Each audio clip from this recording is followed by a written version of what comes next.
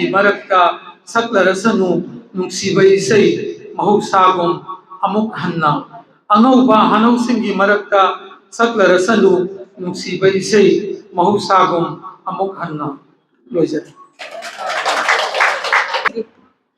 ꯁꯩꯔꯦꯡꯁꯤꯒꯤ ꯃꯃꯤꯡꯅ ꯊꯋꯥꯏ ꯍꯦ ꯊꯋꯥꯏ ꯅꯨꯡꯁꯤꯕꯤ ꯆꯠꯈꯤꯒꯅꯨꯀꯣ ꯊꯥꯗꯣꯛꯇꯨꯅ ꯑꯩꯕꯨ ꯀꯌꯥꯇ ꯅꯨꯡꯉꯥꯏꯔꯕ ꯇꯥꯏꯕꯪꯅꯣ ꯄꯣꯛꯄꯤꯔꯝꯕꯗꯒꯤ ꯑꯩꯕు ꯏꯃꯥꯅ ꯇꯥꯏꯕꯪ ꯃꯥꯂꯦꯝ ꯐꯝꯄꯥꯛꯁꯤꯗ ꯌꯥꯎꯔꯤꯗꯣ ꯃꯈꯜ ꯃꯊꯦꯜꯒꯤ ꯑꯋꯥ ꯅꯨꯡꯉꯥꯏ ꯂꯤꯂꯥ ꯀꯌꯥ ꯑꯗꯨꯕꯨꯅꯦ ꯍꯦ ꯊꯋꯥꯏ ꯆꯠꯈ꯭ꯔꯕꯗꯤ ꯅꯍꯥꯛꯅ ꯊꯥꯗꯣꯛꯇꯨꯅ ꯑꯩꯍꯥꯛꯄꯨ ꯇꯥꯏꯕꯪꯒꯤ ꯀꯨꯝꯍꯩ ꯀꯌꯥꯁꯦ ꯂꯣꯏꯔꯤꯗꯣ ꯃꯤꯀꯨꯞ ꯑꯗꯨꯗ ꯉꯝꯅꯃꯛ ꯑꯗꯨꯕꯨꯅꯦ ꯍꯦ ꯊꯋꯥꯏ ꯆꯠꯈ꯭ꯔꯕꯗꯤ ꯅꯍꯥꯛꯅ ꯊꯥꯗꯣꯛꯇꯨꯅ ꯑꯩꯕꯨ ꯇꯥꯏꯕꯪꯒꯤ ꯀꯨꯝꯍꯩ ꯀꯌꯥꯁꯦ ꯂꯣꯏꯔꯤꯗꯣ ꯃꯤꯀꯨꯞ ꯑꯗꯨꯗ ꯉꯝꯅꯃꯛ ꯆꯠꯅꯤꯡꯗꯦꯗꯣ ꯊꯥꯗꯣꯛꯇꯨꯅ ꯇꯥꯏꯕꯪ ꯑꯁꯦ ꯃꯩ ꯏꯁꯤꯡ ꯅꯨꯡꯁꯤꯠ ꯂꯩꯄꯥꯛ ꯑꯇꯤꯌꯥ ꯃꯉꯥꯅ ꯄꯨꯜꯂꯒ ꯁꯥꯕ ꯍꯛꯆꯥꯡ ꯄꯣꯂꯥꯡꯁꯨ ꯇꯤꯟꯈ꯭ꯔꯅꯤꯗꯣ ꯃꯥꯒꯤ ꯃꯐꯝꯗ ꯇꯥꯏꯕꯪ ꯆꯤꯟꯖꯥꯛ ꯑꯍꯥꯎꯕ ꯄꯦꯟꯗꯤꯗꯣ ꯆꯥꯕꯒꯤ ꯃꯈꯩ ꯆꯥꯔꯤ ꯃꯈꯩ ꯌꯦꯡꯕꯒꯤ ꯄꯦꯟꯕ ꯅꯥꯏꯗꯤꯗꯣ ꯇꯥꯏꯕꯪ ꯃꯄꯨꯒꯤ ꯈꯨꯠꯁꯦꯝꯁꯤꯡ ꯑꯗꯨꯕꯨꯅꯦ ꯍꯦ ꯊꯋꯥꯏ ꯅꯪꯗꯤ ꯆꯠꯈꯤꯒꯅꯤꯗꯣ ꯇꯥꯛꯂꯝꯗꯅ ꯑꯩꯕꯨ ꯄꯥꯡꯊꯣꯛꯀꯦ ꯈꯜꯂꯝꯕ ꯊꯧꯗꯥꯡ ꯀꯌꯥꯁꯨ ꯄꯥꯡꯊꯣꯛ ꯉꯝꯗꯤꯗꯣ ꯉꯁꯤ ꯐꯥꯎꯕ ꯇꯥꯏꯕꯪ ꯃꯄꯨꯅ ꯄꯤꯔꯛꯄ ꯁꯤꯟꯊꯥ ꯀꯌꯥꯕꯨ ꯇꯨꯡꯑꯣꯏꯅꯅ ꯏꯁꯥꯒꯤꯗ ꯈꯟꯗꯨꯅ ꯂꯩꯔꯤꯗꯣ ꯉꯁꯤ ꯐꯥꯎꯕꯗ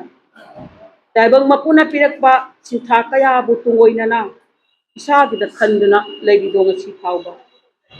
ꯍꯦ ꯊꯋꯥꯏ ꯅꯨꯡꯁꯤꯕꯤ ꯆꯠꯈꯤꯅꯨꯀꯣ ꯇꯨꯃꯤꯟꯅ ꯊꯥꯗꯣꯛꯂꯝꯗꯅ ꯑꯩꯕꯨ ꯈꯟꯊꯔꯨꯔꯒ ꯄꯨꯡꯉꯝꯗꯦꯗꯣ ꯊꯃꯣꯏ ꯑꯁꯤ ꯑꯣꯏꯔꯤꯉꯩ ꯑꯉꯥꯡ ꯃꯇꯝ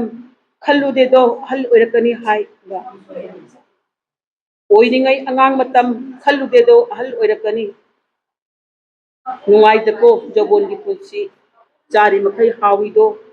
ꯌꯦꯡꯉꯨꯕ ꯈꯨꯗꯤꯡ ꯐꯖꯩꯗꯣ ꯑꯋꯥꯕꯁꯨ ꯎꯔꯨꯗꯦ ꯑꯅꯥꯕꯁꯨ ꯈꯜꯂꯨꯗꯦ ꯇꯥꯏꯕꯪꯁꯦ ꯐꯖꯕꯒꯤ ꯐꯖꯕ ꯉꯛꯇ ꯀꯌꯥꯇ ꯅꯨꯡꯉꯥꯏꯇꯕ ꯑꯗꯨꯕꯨꯅꯦ ꯑꯣꯏꯔꯦꯗꯣ ꯍꯧꯖꯤꯛꯇꯤ ꯑꯍꯜ ꯍꯥꯏꯕꯗꯣ ꯀꯜꯂꯝꯕ ꯄꯥꯡꯒꯜꯁꯨ ꯁꯣꯟꯊꯔꯛꯂꯦ ꯃꯨꯔꯝꯕ ꯁꯝꯂꯥꯡꯁꯨ ꯉꯧꯔꯛꯂꯦ ꯇꯤꯡꯂꯝꯕ ꯎꯟꯁꯥꯁꯨ ꯈꯨꯏꯊꯔꯛꯂꯦ ꯈꯣꯡ ꯈꯨꯠ ꯃꯤꯠ ꯅꯥ ꯁꯣꯟꯊꯔꯛꯂꯦꯗꯣ ꯉꯝꯅꯃꯛ ꯃꯥꯡꯈ꯭ꯔꯦꯗꯣ ꯇꯧꯔꯝꯕ ꯀꯟꯊꯤ ꯄꯨꯝꯕ ꯂꯩꯔꯦꯗꯣ ꯇꯛꯁꯤ ꯁꯣꯟꯗꯨꯅ ꯃꯥꯡꯈ꯭ꯔꯦꯗꯣ ꯇꯧꯔꯝꯕ ꯀꯟꯊꯤ ꯄꯨꯝꯕ ꯂꯩꯔꯦꯗꯣ ꯇꯛꯁꯤ ꯁꯣꯟꯗꯨꯅ ꯑꯁꯤ ꯌꯧꯔ ꯐꯥꯎꯕꯗ ꯈꯜꯂꯤ ꯋꯥꯈꯜꯅꯗꯤ ꯃꯑꯣꯜ ꯃꯑꯣꯜ ꯅꯤꯡꯁꯤꯡꯂꯒ ꯃꯇꯝꯕꯨ ꯍꯧꯈꯤꯕ ꯁꯤꯟꯊꯔꯛꯂꯤꯗꯣ ꯃꯤꯠꯀꯤ ꯄꯤꯔꯥꯡ ꯆꯗꯨꯝ ꯆꯗꯨꯝ ꯅꯤꯡꯁꯤꯡꯂꯒ ꯍꯧꯈꯤꯕ ꯃꯇꯝꯕꯨ ꯁꯤꯟꯊꯔꯛꯂꯤꯗꯣ ꯃꯤꯠꯀꯤ ꯄꯤꯔꯥꯡ ꯆꯗꯨꯝ ꯆꯗꯨꯝ ꯍꯦ ꯊꯋꯥꯏ ꯅꯨꯡꯁꯤꯕꯤ ꯆꯠꯈꯤꯒꯅꯨꯀꯣ ꯇꯥꯛꯂꯝꯗꯅ ꯇꯨꯃꯤꯟꯅ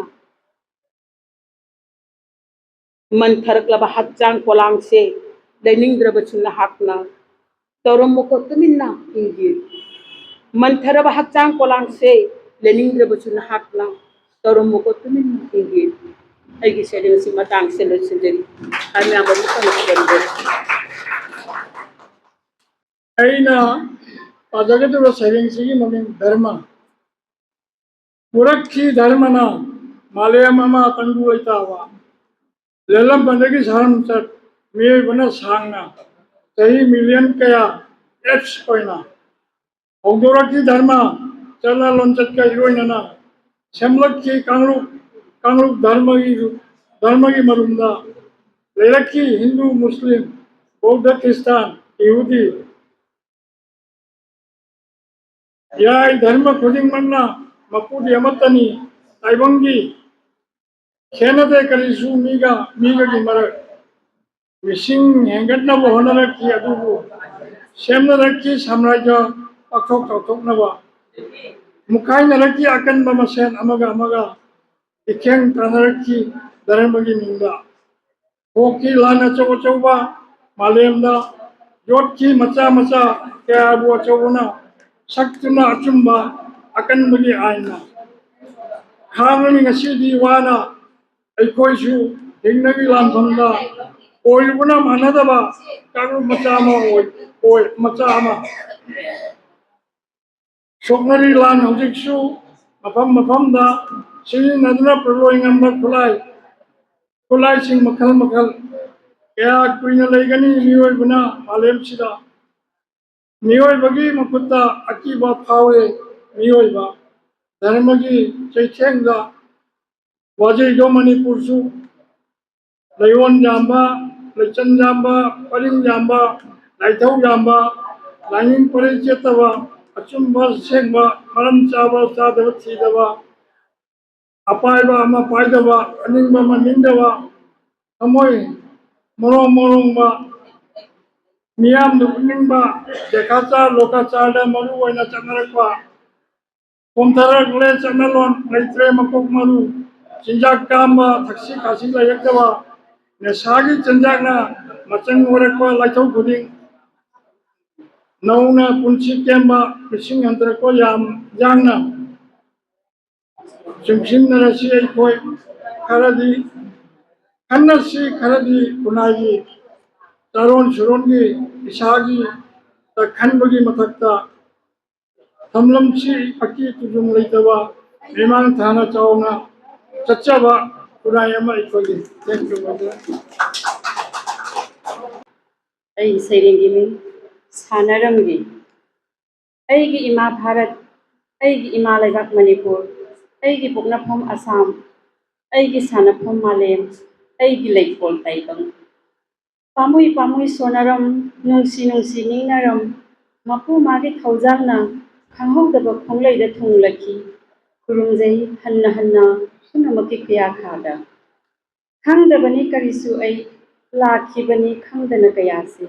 ꯅꯛꯁꯤꯟꯅꯔꯒꯤ ꯄꯨꯝꯅꯃꯛꯀ ꯇꯤꯟꯅꯅ ꯅꯨꯡꯁꯤꯕꯤꯕ ꯀꯌꯥꯅ ꯊꯟꯅ ꯑꯣꯏꯈꯤ ꯑꯩꯁꯨ ꯃꯈꯣꯏꯒꯨꯝ ꯌꯥꯎꯈꯤ ꯈꯨꯠꯁꯝꯅꯕꯒꯤ ꯄꯔꯦꯡꯗ ꯃꯔꯣꯜ ꯊꯣꯛꯄ ꯊꯣꯛꯇꯕ ꯂꯩꯇ ꯂꯥꯏꯔ ꯀꯌꯥ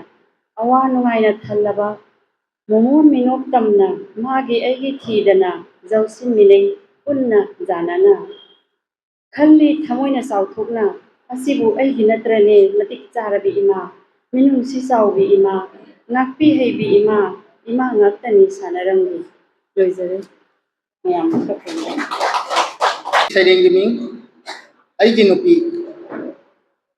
ꯑꯩꯒꯤ ꯅꯨꯄꯤꯅ ꯑꯔꯣꯟꯕ ꯂꯝꯕꯤ ꯆꯠꯂꯝꯒꯅꯤ ꯋꯥꯐꯝꯁꯦ ꯑꯩꯗꯤ ꯀꯩꯗꯧꯉꯩꯗ ꯈꯜꯂꯨꯗꯦ ꯑꯃꯨꯛꯇꯪꯗꯤ ꯌꯦꯡꯈꯤꯕ ꯇꯥꯔꯤ ꯑꯍꯥꯟꯕꯗ ꯑꯩ ꯏꯁꯥꯅ ꯊꯥꯖꯕ ꯉꯝꯗꯦ ꯑꯩ ꯎꯔꯕꯁꯨ ꯎꯁꯤꯟꯅꯗꯕꯒꯨꯝ ꯂꯩꯔꯤ ꯃꯔꯝꯗꯤ ꯃꯍꯥꯛ ꯑꯉꯥꯡ ꯑꯅꯤꯒꯤ ꯃꯃꯥꯅꯤ ꯆꯍꯤ 11ꯅꯤ ꯃꯥꯒ ꯂꯩꯃꯤꯟꯅꯔꯛꯄ ꯅꯣꯡ ꯐꯥꯗꯣꯛ ꯁꯥꯎꯅꯕ ꯋꯥꯍꯩ ꯈꯔ ꯀꯛꯊꯣꯛ ꯀꯛꯁꯤꯟ ꯇꯧꯕ ꯈ꯭ꯋꯥꯏꯁꯨ ꯇꯧꯅꯩ ꯑꯗꯨ ꯍꯥꯏꯅꯕꯨ ꯑꯇꯣꯞꯄꯒ ꯃꯔꯤ ꯊꯝꯅꯩ ꯍꯥꯏꯕ꯭ꯔꯥ ꯃꯁꯥꯗ ꯗꯥꯛꯐꯝ ꯈꯔꯗꯤ ꯇꯥꯕ ꯎꯏ ꯃꯥꯅ ꯍꯥꯏ ꯇꯤꯟꯅ ꯆꯤꯛꯈꯤꯕꯒꯤꯅꯤ ꯑꯦꯂꯔꯖꯤ ꯇꯧꯈꯤꯕꯒꯤ ꯇꯥꯕ ꯗꯥꯛꯐꯝꯅꯤ ꯑꯁꯤꯗꯤ ꯑꯗꯨꯝ ꯑꯣꯏꯅꯃꯛ ꯑꯍꯣꯡꯕ ꯈꯔꯁꯤꯗ ꯆꯤꯡꯅꯗꯕ ꯉꯝꯈꯤꯗꯦ ꯑꯩ ꯂꯣꯏꯖꯔꯦ ꯑꯩꯒꯤ ꯁꯩꯔꯦꯡꯒꯤ ꯃꯃꯤꯡ ꯄꯥꯎꯈꯨꯝ ꯍꯜꯂꯛꯇ꯭ꯔꯕꯗ ꯄꯥꯎꯈꯨꯝꯅ ꯍꯜꯂꯛꯇ꯭ꯔꯕꯗ ꯃꯪꯗ ꯃꯪꯒ꯭ꯔꯥ ꯇꯥꯔꯤꯕ ꯌꯣꯡꯒꯤ ꯙꯝꯀꯥꯅ ꯂꯧꯈꯨꯗ ꯅꯦꯟꯈꯤꯕꯅꯤ ꯃꯐꯝ ꯃꯐꯝ ꯅꯨꯃꯤꯠꯄꯨꯗꯤ ꯋꯥꯔꯤꯅꯤ ꯇꯧꯗꯣꯛꯄꯨꯗꯤ ꯇꯝꯊꯤꯔꯕ ꯃꯤꯍꯥꯠ ꯊꯤꯅ ꯍꯥꯠꯄꯤꯈ꯭ꯔꯕ ꯃꯤꯑꯣꯏꯕꯒꯤ ꯋꯥꯔꯤꯕꯨ ꯄꯤꯛꯂꯕ ꯆꯤꯜꯂꯤ ꯂꯝꯗꯝꯗꯅꯤ ꯖꯋꯥꯗꯧꯔ ꯍꯥꯏꯅ ꯈꯪꯅꯕ ꯆꯤꯛꯅ ꯇꯥꯝꯅ ꯈꯨꯡꯒꯪꯗꯨꯒꯤ ꯏꯃꯨꯡ ꯑꯃꯒꯤ ꯋꯥꯔꯤꯅꯤ ꯑꯍꯟ ꯃꯇꯝ ꯑꯣꯏꯔꯕꯤꯅꯤ ꯄꯂꯦꯝ ꯃꯃꯥ ꯑꯣꯏꯕꯤꯗꯣ ꯃꯆꯥ ꯅꯤꯉꯣꯜ ꯑꯅꯤꯒꯤ ꯃꯄꯥꯝ ꯂꯝꯗꯝ ꯂꯝꯁꯤ ꯃꯆꯨ 3ꯒ 7ꯅꯤ ꯇꯥꯡꯅ ꯐꯪꯖꯕ ꯃꯆꯨꯅꯤ ꯍꯉꯥ ꯈꯣꯡꯊꯥꯡ ꯁꯨꯗ꯭ꯔꯤꯕ ꯇꯥꯏꯕꯪ ꯆꯤꯟꯖꯥꯛ ꯇꯟꯗ꯭ꯔꯤꯕ ꯄꯥꯔꯤ ꯆꯥꯎꯗ ꯅꯋꯥꯗꯨꯗꯤ ꯀꯣꯝꯂꯥ ꯃꯅꯝ ꯀꯣꯛꯈꯤꯗ꯭ꯔꯤ ꯅꯥꯏꯇꯣꯝ ꯇꯣꯝꯊꯤꯟ ꯃꯃꯣꯡ ꯂꯣꯏꯗꯣ ꯆꯥꯎꯗꯝ ꯁꯔꯦꯞ ꯐꯥꯗ꯭ꯔꯤꯕꯅꯤ ꯅꯣꯡꯃꯒꯤ ꯍꯨꯃꯥꯡ ꯃꯟꯅ ꯆꯔꯥ ꯇꯝꯅ ꯍꯤꯡꯖꯕꯤ ꯆꯅꯥ ꯕꯣꯔꯥ ꯌꯣꯟꯖꯕꯤꯅꯤ ꯁꯦꯒꯥꯏꯔꯕ ꯐꯛꯂꯣꯡꯗꯨꯒꯤ ꯃꯔꯨꯝꯗ ꯁꯦꯡꯂꯕ ꯄꯨꯟꯁꯤꯅꯤ ꯆꯝꯂꯕ ꯈꯦꯡꯈꯥꯡ ꯀꯌꯥꯅꯤ ꯈꯨꯡꯒꯪꯗꯨꯗ 38ꯂꯛ ꯁꯨꯕ ꯇꯟꯖꯥꯗꯨꯗ ꯄꯣꯛꯈꯤꯕꯅꯤ ꯊꯧꯗꯣꯛꯇꯣ ꯇꯝꯊꯤꯔꯕ ꯇꯥꯈꯤꯕꯅꯤ ꯂꯥꯏꯕꯛ ꯊꯤꯕ ꯏꯃꯨꯡꯗꯨꯗ ꯁꯥꯗꯒꯤꯁꯨ ꯍꯦꯟꯅ ꯇꯝꯊꯤꯔꯕ ꯃꯤꯑꯣꯏꯕꯅꯤ ꯃꯈꯣꯏꯗꯣ ꯃꯩꯅ ꯇꯨꯝꯅ ꯊꯥꯈꯤꯕ 33 ꯁꯨꯕ ꯌꯨꯝꯅꯤ पुंसी लोकी Hina चेनबा ngamdaba ahna mayungda si ki jawan soki kaya hoki bani thok to porogi mangana sekhadringai mangang guruna poli mokoi tarungna leiba hangawdana pasilaki jumduda kulai paiba kila lowasinga tempham lekide maikei mari tempham lekide maikei mari laba masa thar siena kon pulap tasinduna koinot rosei mungi kasin amungi kankada kanbina bakana urata bada miram dalaiba mapura bada lona pokdang ki mobile da aikoi tempham lekide aikoi tempham lekide kokila lowisina aikoi bu pasin kare tempham lekide aikoi bu kanbi seiraktuda ahu makol amana khangyak leki khonjen maduna oiki aroiba wahi maduna oiki aroiba wahi imung amagi moy tarupu wa kinare imyamna baratang pakta baraki ipakta hi da pukiba lona urubana tamla ima pa hiba pangkide kana chumako hiba pangkide kana na chumako kayani gi matunda tauthar ki hakjang amamamta oina takna baraki chenda jatpu tensin na khaba hakjang da tapang kaya gi mami an oibi mama duni mi otino opiraba masani on ani kaya chudriwa mamom noi tanawrobi hakjang budi ongundraba simbana jengai jaba matoni tariba dapam sindu iglaba nawani makok jawdraba hakjang tariba mamidi mihat thiraba pari madi jawdraba tawtharei jonale kanana su tengthabi kide kanana su tengthar kide makoibu sinthar kide pi pi pari ama mantik naramaga hakjang lonsin kiba thong isin kiba mami into pirajani laibakta patang sida agi sayos kuno ꯑꯩꯒꯤ ꯁꯩꯔꯦꯡꯁꯤ ꯍꯧꯈꯤꯕ ꯆꯠꯂꯤꯕ ꯊꯥꯆꯠꯀꯤ ꯇꯥꯡ 5ꯕꯨ ꯍꯟꯒꯠꯅ ꯈꯟꯊꯔꯦ ꯍꯥꯏꯔꯒ ꯇꯥꯡ 5ꯒ ꯃꯔꯤ ꯂꯩꯅꯅ ꯑꯩꯈꯣꯏꯒꯤ ꯈꯨꯟꯅꯥꯏꯒꯤ ꯄꯤꯛꯂꯤꯕ ꯊꯣꯠ ꯅꯧꯔꯤꯕ ꯆꯅꯨꯔꯥ ꯑꯃꯕꯨ ꯅꯤꯡꯁꯤꯡꯂꯛꯄꯗꯒꯤ ꯑꯩꯅ ꯁꯩꯔꯦꯡ ꯑꯁꯤ ꯄꯥꯖꯒꯦ ꯍꯥꯏꯅ ꯏꯈꯨꯠꯇ ꯄꯥꯏꯈꯠꯆꯔꯦ ꯁꯩꯔꯦꯡꯗꯨ ꯑꯃꯨꯛꯇꯪ ꯄꯥꯊꯣꯛꯆꯔꯦ ꯁꯩꯔꯦꯡꯒꯤ ꯃꯃꯤꯡ ꯊꯧꯖꯥꯜ ꯄꯤꯅꯕꯤꯌꯨꯅ ꯃꯑꯣꯡꯗ ꯍꯥꯗ ꯃꯥꯂꯦꯝ ꯁꯪꯐꯥꯅꯔꯕ ꯆꯔꯩꯕꯨ ꯊꯣꯜꯂꯤꯕꯤ ꯏꯃꯥꯒꯤ ꯊꯧꯒꯜ ꯐꯪꯖꯒꯦ ꯀꯟꯅ ꯚꯥꯔꯠ ꯏꯃꯥꯒꯤ ꯃꯃꯣꯝꯂꯣꯏ ꯃꯩꯇꯩ ꯆꯅꯨꯔꯥ ꯃꯥꯂꯦꯝꯗ ꯈꯪꯅꯔꯕꯤ climate activist Lisipriya Kamutham Mapugi Lekolda Karamba Jaipur Mikukni Halsiba Lairang Lesat Tabire Ing Kumja Lising Aniga Taramatoi October Tang Anida Pasikong Manipur Kuda Japa Lindarani Devi Amati Panarjit Kamujam Palem Pantau Anigi Tomtin Nambi Mamon Naujaribi Magi Manglansi Mai Ising Noksi Aying Asagi Khan Malembi Upal Hipal Hawaii Pandusingi Nongmabi Aying Asa Kenarapa Kumbasiga Jumpam Waraga Kijin Jaba Kanjanimba Wakal Mayor Tomtok Kibasi Ing Kumja Lisingani Tarani Ban Aduwai Matadagini Natloi Karamna Laipokni Hashira Sahi Tarani Toy Romta Harakiba Malembi Metel Sanura Magi Punsigi Kongjat Sida Singta Ningai Oba Manasing Kandatarabada Ahan Bamana Dr. APJ Abdul Kalam Children's Award Lisingani Taramapon Ani Subamana World Children Peace Prize Lisingani Taramapon Ahom Subamana Rising Star of Art Day Network Lisingani Taragamapan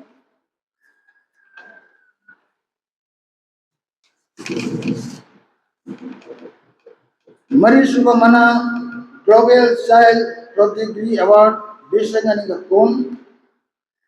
Manga Subamana Nobel Citizen Award Lisingani Kun Taruk Subamana National Youth Day Award by Bharat Sabha Sambhat Lisingani Kun Matol Tareet Shubhamana International Women's Day Award by Government of Delhi, Bisangani Kunmathol, Asina Simba, Pandava Ngamlor. Hey Mariam Gili Supriya, Nangi Pandam, Nangi Manglan, Pantong Jausi, Durbatara Gum Lendana, Ngalako Ngan Kisi, Mission Generation. Phone tài अगी सरेंगी ममिंग love number सेला भारत की नोंको सिदाइदा सनागी थंबाली मतौदुम लहीने निक सोंदना लैका फन्ना सासरीबी मितई लैबाक लाइफमदा तामलबा मिरैबाक लंदमदगी धर्मा लैत्रबा कोकलाबा अमा वाहो मतु खेसिलगा खमौदना पाइसेलगी मैत्रबाता Ningthiraba satambu ubada mamallai bari khanduna ningthauna chana yoksaki dharma laiba saduna singjanga laboiba mahamna angambagi namta sangduna makhong noiduna dinaraga britthauda sangsingki mahakki phatta lausingdo samjaraba ningthau aduda makut paiduna tambiki matung induna salanki ningthauga chanaraba maruk ningthauga chanaraba maruk ingna signa ningthauga chanaraba saduna ingna signa laijarabi nugsirabi iraiba kasidu mamai makok onthoki mathum marang hawonki ningthauga chanaraba maruk sing masoi tahanki ningamda maisa lahanki Laijara Nabi Dharmahu Angambaga Yanaduna Sendoki Ningthauga Luinaramba Maruk Singh Warau Naningam da Layanki Takum Mundi Kraba Maza Singhi Ningam da Mamatau Ubada Mitai Kopi Palena Milu da Pirang Ihona Launang Nahaki Nasato Wiba Yaroi Kanduna Mamikha Nayenguna Warau Namatam Ngaizaki Warau Namatam Ngaizaki Kung magpunta na doon, ay kung dapat tayo na nakamoy kung may daw. Saying now, you talk about now. Saying you can't hide that they're not picked over. Picked over Walimacha, saying that he had the end of them from them. Mingo.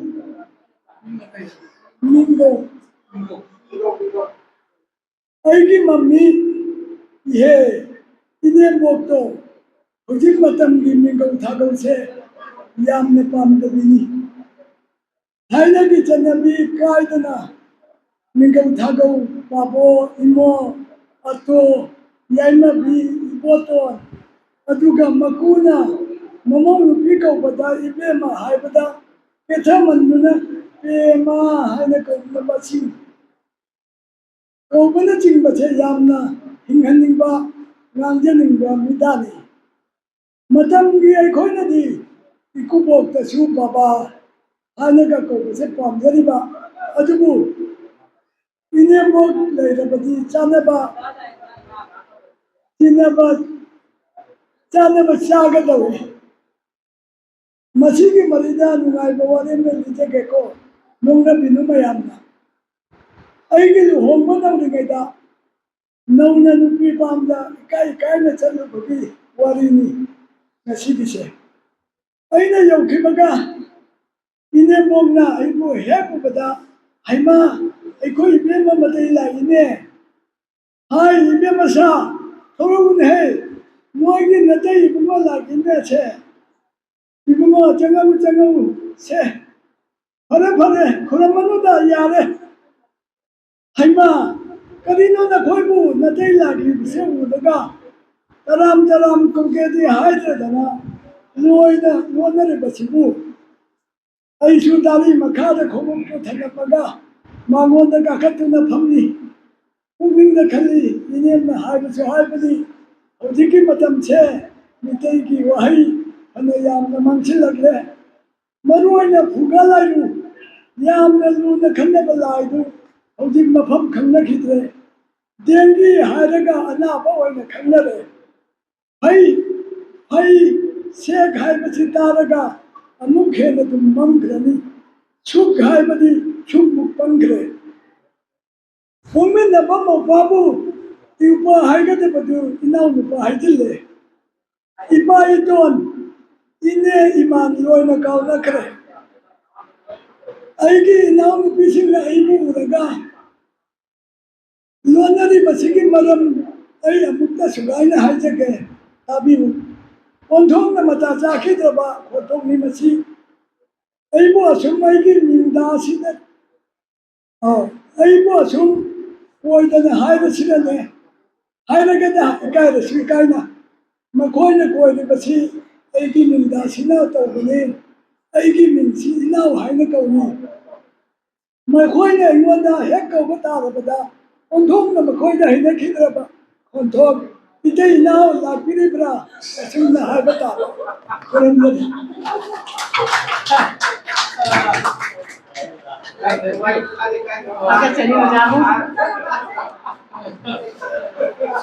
Matang siri bang lagi lagi rakwa. Ke oja baba tunggu se wali macam sering pagi naba usin jadi. Isairengi mingdi sakkani aidi isai zakai rol de hauduna nausum isai thauba ngallaba yuttagi hauraga thenglaba ahin thauba pokpatagi hauraga siba phaugi manungda awabagi isai su sakkani nungaibagi isai su sakkani leisem ngaida su sakki aina isai nungaine hingnanaba miyoi basagai loina na jiba khuding maksu laina na ba magi mafum dasu aina lotuna thamki leiron nungda aigi tunggi charon suron ki damakta mathau kana gadaba lan kaya sakli ngasisu aina isai akak naba matam gi rakka tanana sakli laison isai ayukta raga bhoiro bipanduna pung tarukta gi mapal thauba rak bilawal panduna pangal thona phangnaba pung mapal dagi tarani thoi phauba sakli mathang manau naina yuthak khudingi tan tana chunana rak multani jaman marwa bihak parwari malkang na chingba aroiba nongalam dai dagi nongan ba phauba lalit sahini matamga tanana magi sur tal loiga loinana aina mahausa lairembigi saktam lauduna sakkani aidi sai achumbagi dagi lauduna maigai lengak lon gi amot pasu panduna aran bagi mayokda matamga chana ba chuna ba tal sur loi panduna aki tujung phaudana mahausa gi fijol hongduna loijare khonje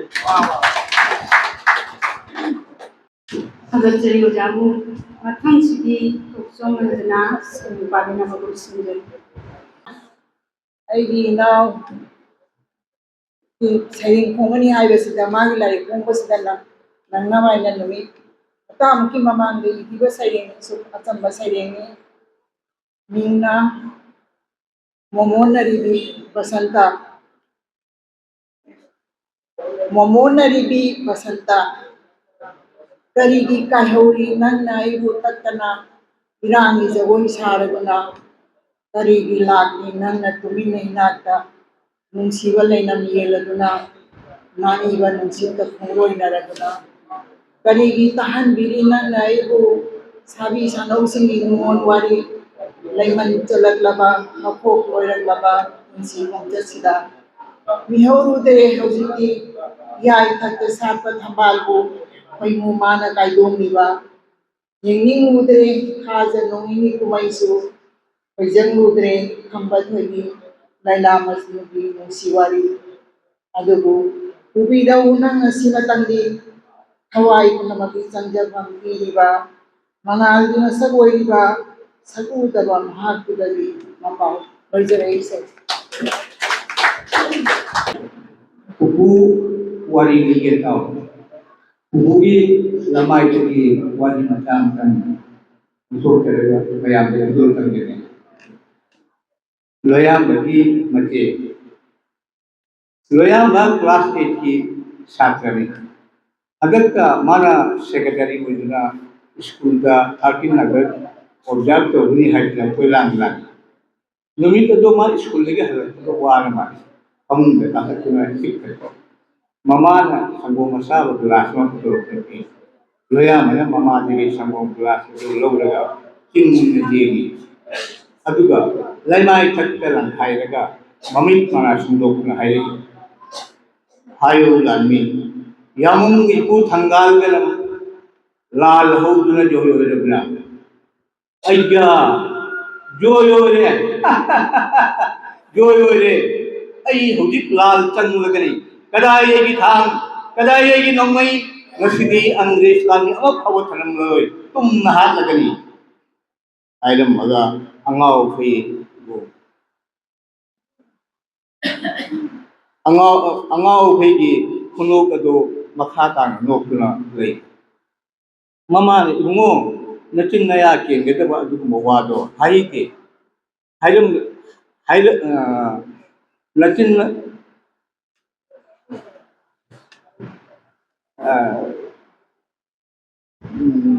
mama Ibungo नचिन नया केंगेदबा अदुगुम वादो हाइदेदा हाइलमगा करीबु करी तौलुबनो हंगुना मचाबु ticket कोंचले अदुगा ngahak lerega mamana कोंचलिबदो सत लेथोकलगा अमुक हौलकले मागी dialogue मसुम मोकद ऐ इचासिबु केदोरगेले हलमगा ममादो ओ कोन कपकले ममागी कपलाव ताबदा करी तौबु यावनरबनो हाइदुना अकोइबे लेइबे सुलु नमदे चिनचिनरकले मकोई माया मरक्तगे अमन हाइरई लाई ओनगनो तौबिनी सिना मोजादो तौलु माना बिहुन जेंगलगा अमुक्तंग सोनबदा अरुन इंथे जगरन हनुबी अमनमो हाइरई नती नती जुमला जलुपा मतन चांपोकलु खुरमदो नखोइना लाइनिंग थौदा मांग सोय तौलुबा फिजी फिनान की महुम अंगलुबा अदुना तौबिनी कोई मयामक्तगी नागोलबा अमनदे हाइरई मयामने खनरिबदो फैदि फदि फै हाइबबु हौजिकी मतमजे थाइनगी लाई माइबो माइबिगी दुक्तो नती सिलचल चलगा साइकिट्रिक की ओजा मतन डॉक्टर मतन yengalubana pagani asomda mama na macha nupi da pau hai kare moba simatani mache na onthokna runa tawjagraba mana chahi manga pharakada musin moba makoi aniga mama ga phamung amutta de himini angang oringdagi loyambado kayam na pangmage haibada khwaigumna makoi gisu mapabung leirami haibada mahaga siramukhi jate मधुगी तमक्ता कयानो मचेग मरी गेदरी मचेगी लुहोंगल मतुंग मंगानी चकोब निमित मपुलबगी मयुमदा चकदोबगी थौरांग तोरबा नाक ममांगतुदा लोयामने मचेदा हाय चेचे लखोइगी जुमदो यामि ना खुले गाड़ी सु लई हाय हयेंगोदा लागा अयबु तांगोइदरा मचेन मोबाउ चेचे कुंचलग हायरे उमो नंग हुजिक फाबो चाउ दिबे करिगिनो नंग चावलमदी चिचे लोना अदुम चकदोबनी नंग चावलमको चिचे गाड़ी पुदना नंग लोबो लाकदोनी चिचे नोजल आगा नमोकी पिजेगदरा अंदती मचे दो करी खलुनो खंगे खुंजेल फोन कपकले हाइदे मुंगो नंग अदुम वादो नंग अदुगुम्बा वादो हाइ इपादो करिगी तमते पिजलोइदो नो नमोक्त नते अतिशु मयामा चिचे पिजगतो नसीदी लोयामबगी मवों मतुदु उलगा ममाना मसी लैनाबु तत्तना निचिनु लैना मसु मतु फजे मागी इंग तक्तबा हेथोय सिंगोजेदबा मवों मतुदु उबदा लैरंजावना लैनाबु ममो ओजगी हाइदुना आइना चिनदुना लोंखिबनी लोयामबगी मवों मतुदु दा निमिदांगदो कनामत चाक इसिंग चानदरे तुंगदरे मही माना थोपा माई भी कौरुबा डॉक्टर कौरुबा हम चलनखरे लोया मसु निमित्तको नोको मसु लाव फोंबगा वार माने तुमथल बिदरंगा तुमथल हो माने माना हगुल पर थेंगे निमित आ जौरमले मागी निमित आ जौरमे हगुल पगा मागी डायलॉग मसु अंगाव फगी नोकदो अमु खोरे साइकेट्रिक डॉक्टर सु मतम चान थुंगदना नितिजना लायें बहुरे अदुगा हाइरई केस से सीरियस ने नसीमक हॉस्पिटल दा एडमिट तौतबा यार नसीगी दमतदी आई इरिबा इंजेक्शन जे पुंग ओम मतुंदा अमु कापो तंजा से मुक्तदा लैनासु मपुरुग लोइना मयुंदा थुंगदरे मई योक्तुना इमुंग चंगलगा मौपाबु पियोन जेंगलगा टिकेट कुंसिल अदुगा कपना हाइरई अईदी उपायोबु नंतनी नंगना सुंदा ngaw kai oina lerega tike di karam na khangani imagu na kanana jengbi gani ai himugi amu kanatre ai tikit wala ta tung ta nu sije ge airan maga laina do mapi te thok mung de por mantra na sumat mantra shakti gum laya do pangtha khare no ko law amat ta tawhidre mayam tilwadu gi mayam tilwado lamkhadega pension दुना मचे की मफम को लगा है रे केचे 13 अगस्त कोई school दा B thicken निला सानगा दोरी अइने टिकन नि पात लोग तोरी डायरेक्टर न हाय इकाई की तुमो नरग इसामक टिकन नि खलगा पुंग चंग एक्टिंग तौनवा होनगा तब पुंग चंग जबदी करी मोत मही जाम ngam loi aduna ai reaction तौरी Jiri Mangabi Lemi El Herotiku, Serian Papina Bakosinjari. Amakuda Rasingbu from Jari. Nsigamne Serenge, first time I did. Marani Prabhati complex Tony Habina, Marani Prabhati Matang, the Hara Ulasare. Doctor again. Serenge, Marani. Prabhagi thoga ning thog madusan dagi mazai bema prabha angak pani nangi thoga utopta longraba su naning naha tamna pan kido marani thamdol thanglaga kasar ning thogi lone bini haina tayata wangna palam diga mite ningol ama oina kasar lebak sida maktraba thajagi maithong yening labadi indu prabhagi maithong yeng hainei do nangi nathongna adi saithabada walani marani prabha nahani kanglai pak amadi kasar lebak ka mari panaba honakiba maharani nahani kasar lebak ka nangu miyamna hangnaki sija mayang leima haina kasar lebak ka sanahanki raslila oraki metei cultural heritage namdam sida maharani prabha nahagna maharani nangi natengna mai pagan ki manipulegi Levis Sembat pada Narasing amasung Gambrisingga Loinana Ningtam bagi damak awagi makutagi Maharani nangi nagunbu uraga sakang na bikido British Haswana kasardi Maharani Indi Prabha haina angak pani Maharani nangi thogang kasar lebak sida Wizare mayam hai sere Aigi sereng asigi mami inga nungduna laklabada Pungi nongna laglabada, ingagi nongduna surabada, harau jare lemdai ngasu, sana jare jiri lai jamagi isirda. Pomsa naba lairang kayasu lai jamana panglabada, hugaina sakai jare malemda. Nongju mana surabada, pukri pat kayadasu, Haro thambal kayana makapanna sajare. Haro magi phajabana pukri gi laiteng koyalli thambal masu pati phajaba mayai hengalalli.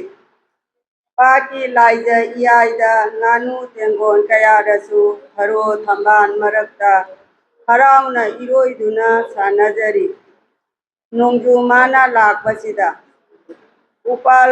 kibisu mana pungna jum laujare kaya taningki jare malemse Lomi isin inaw singsu paugi pautok panglani kamoi makalamna harau jare inga nongju lakpasida lojar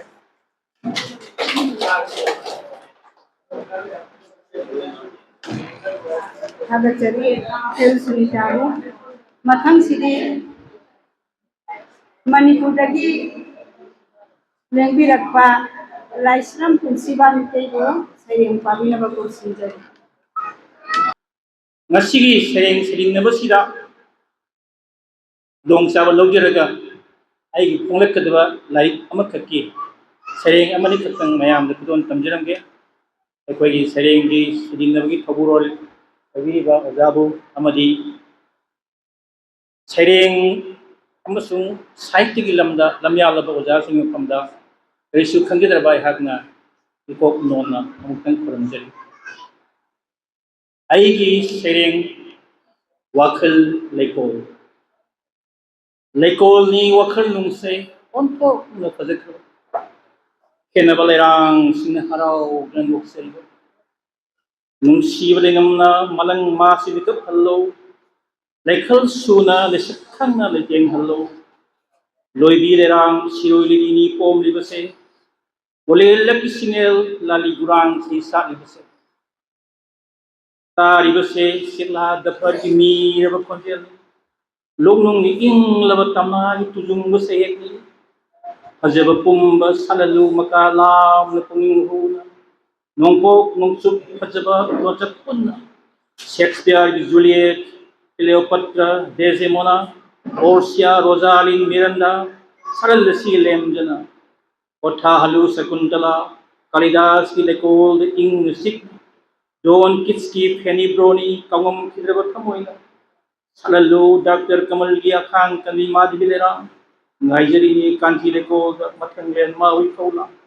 Dehra ki Pantung Kambat Puri Kai ke Poloina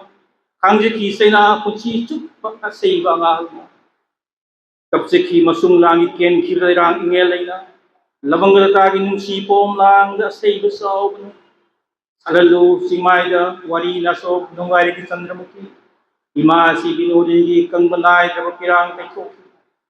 Pilibaki ipu jenthalu kang menai lebat hamoi asai kaya gi serol tinol la na salalu nuon malesu kaya na mitmang saralasi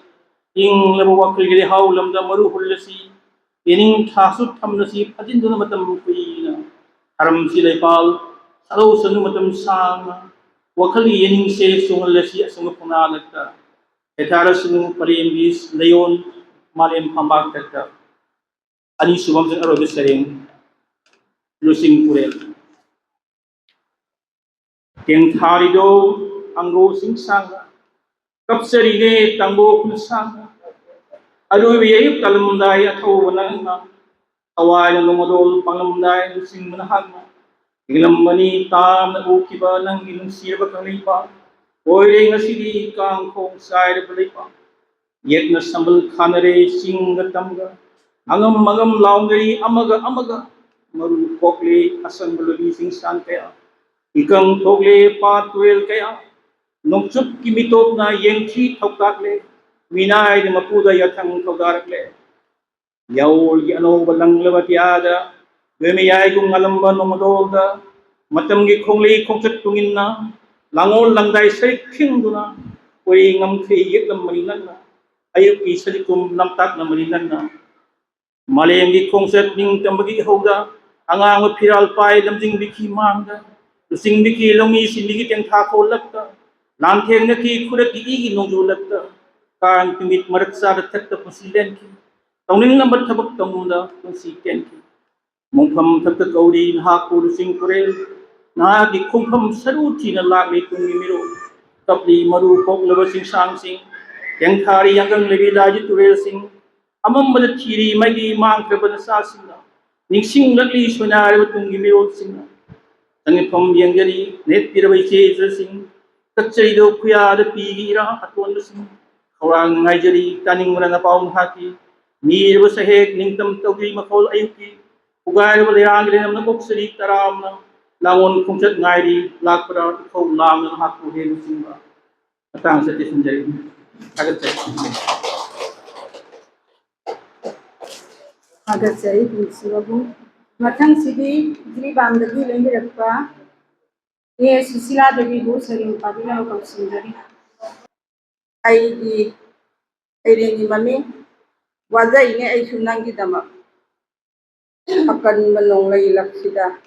la yung tanglaw sida.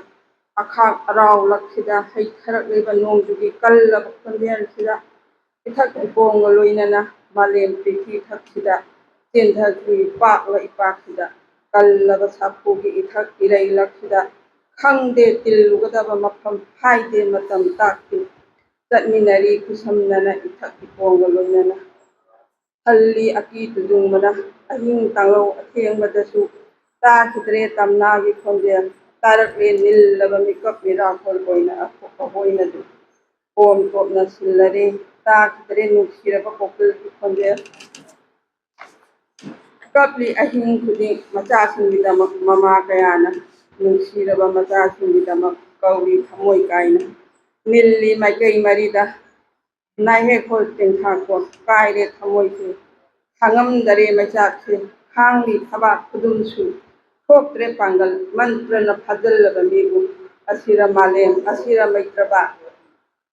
चारकले Meena मीबु थक्लकले ईबु अमिक्तगुम मालेम से चाकथेले Mary मैवाइले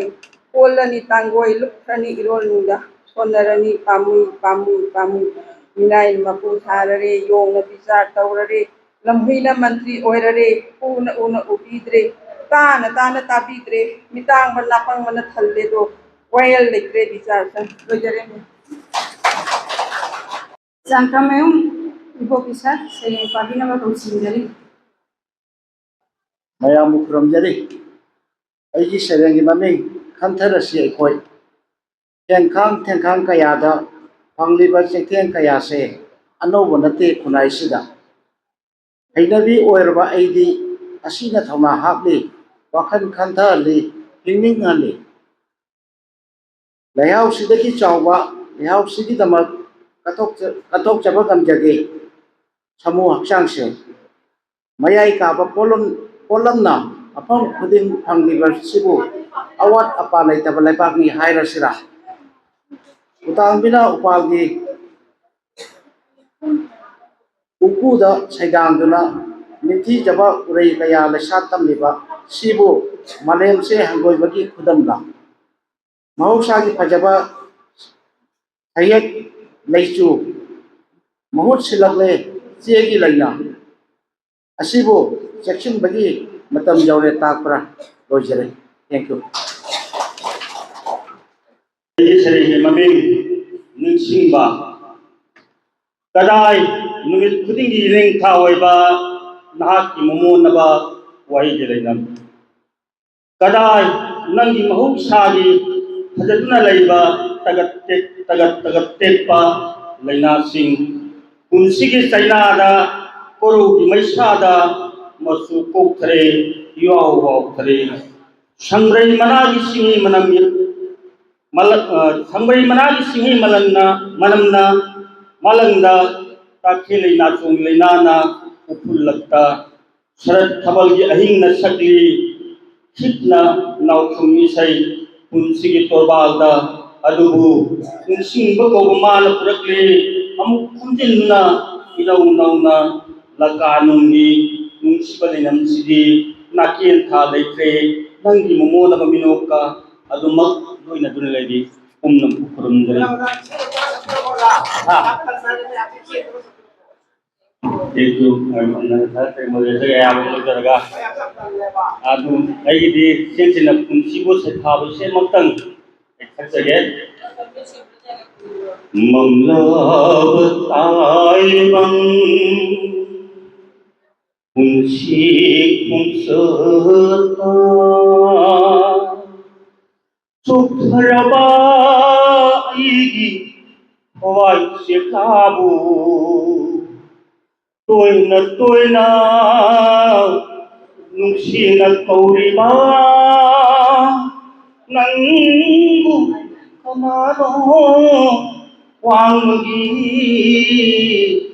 sakudara mamlabatai bang kunci kunserta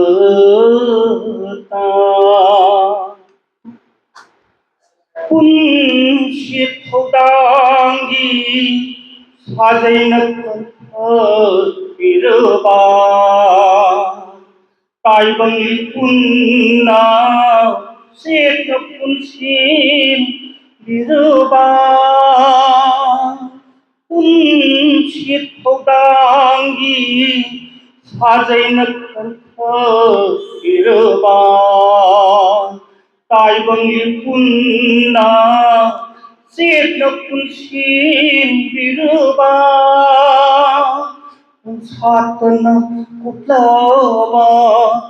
saruk pulang na karam nakhada lachige kalaba ipun se mamla batai bang unsi khung seta sukhraba igi hawai sitlabu toina nungsina kauriba nangbu kanano wanggi sagulamba asumanggi nungsiba nungsimi kauna kulam kuibiba lakni ayhang nanata lakni ayhang nanata matam dula aibu ramna laksin biyu matam dula aibu ramna laksin biyu mamla batai bang ungsi kung serta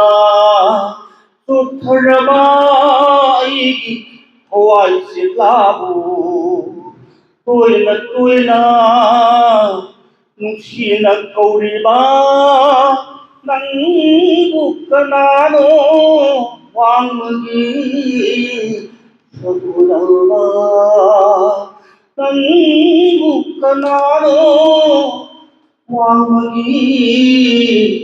sagulamba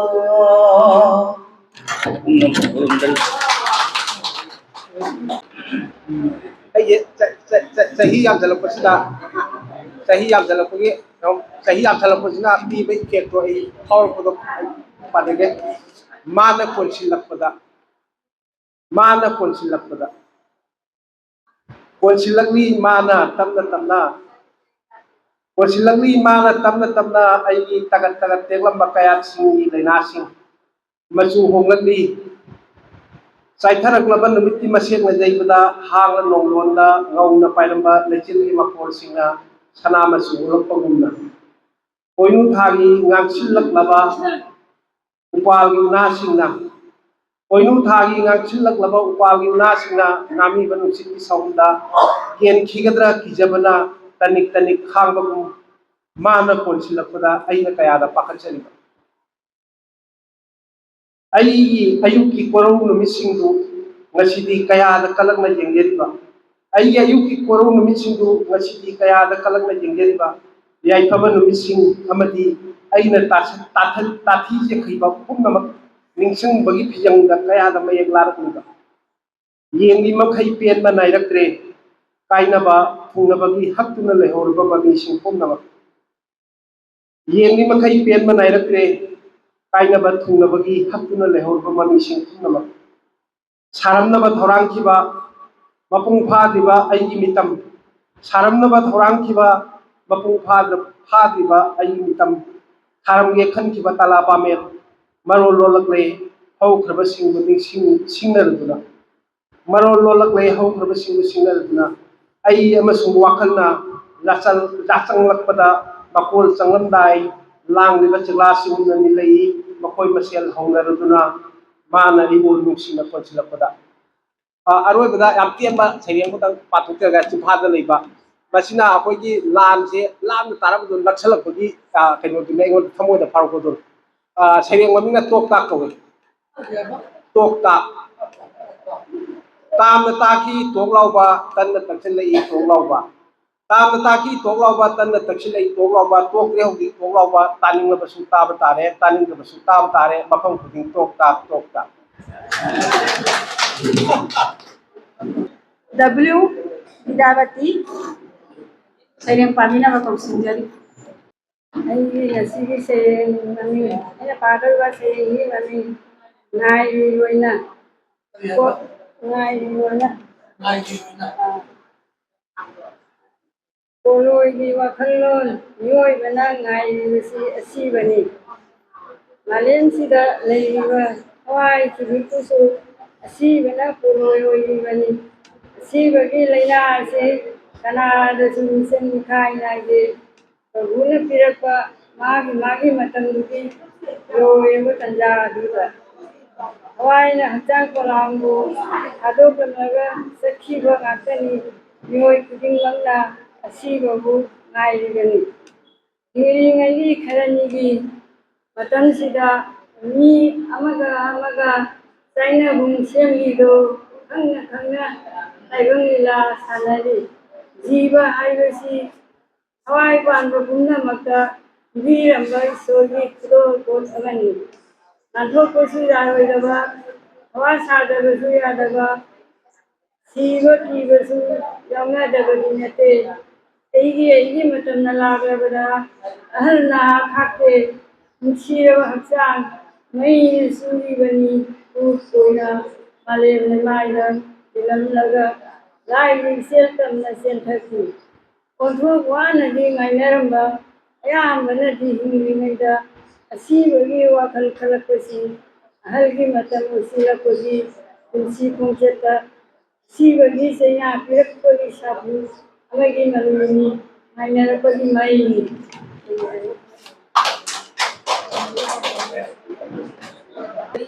ꯑꯩꯒꯤ ꯁꯩꯔꯦꯡ ꯊꯝꯖꯒꯦ ꯆꯅꯨꯔꯥꯁꯤꯡꯒꯤ ꯇꯣꯝꯊꯤꯟ Bharat verse ꯑꯁꯤ ꯌꯥꯝꯅ ꯄꯥꯛ ꯆꯥꯎꯕ ꯂꯩꯕꯥꯛ ꯑꯣꯏꯕꯅ ꯃꯤꯑꯣꯏꯕ ꯖꯥꯇꯤ ꯀꯌꯥꯒꯤ ꯃꯈꯜ ꯃꯊꯦꯜꯅ ꯈꯨꯟꯗꯥ ꯂꯩꯇꯥꯗꯨꯅ ꯂꯩꯔꯤꯕ ꯌꯨꯝ ꯀꯩ ꯂꯤꯡꯗꯨꯅ ꯃꯥꯒꯤ ꯏꯅꯥꯠꯀꯤ ꯆꯠꯅꯕꯤꯗ ꯁꯥꯒꯩ ꯖꯥꯇꯤ ꯏꯍꯧꯒꯤ ꯄꯨꯟꯁꯤꯗ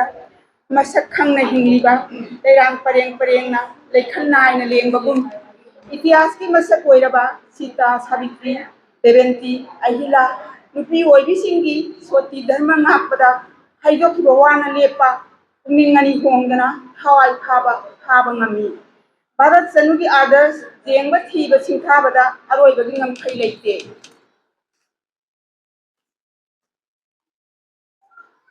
Bharat ki nompok chitaida tomthin thawa misak ngaliba Sakang bagi matamda British singa mayok na bagi lanthamda igi ikong marik na nupi oibi singi ihau gi thamnagi lanthamda kutta thangeng pairaga hawai thaba pamudana lan thengnathi oigare Aigi ahanba sereng aigi asengba maruk ti palemni mani aigi imana aibu pokpiba numitudagi aibu ngakni senbiri imana ahing tumdana sana lupa mani mukta minu kukigani matagum ayata sina senajariba palem imana mamaleba mani mukta hira preng senabugum aina agang oiringai duda aidi ningkauni imana aibu ngakni senbiri chaura sare pharak labada maruk mapija kaya ngamnamak loina kaina kre aingondagi kamkre lakidre aigi inakta maruk singo amkhana adubo aigi imadi aigi inakta lengdan adumak tairi ona nungai kayada saruk jari ware waminai nungai minai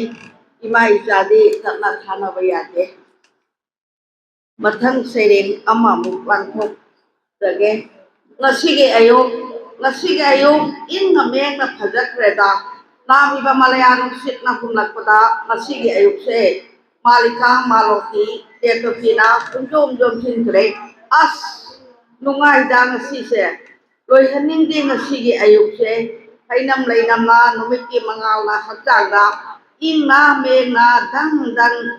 jairariba nungai bagi ngamkhai leite hayengi ayuk amasu lagani Sapti malabadi nate ngarang din sambol seni ngasi di irai ni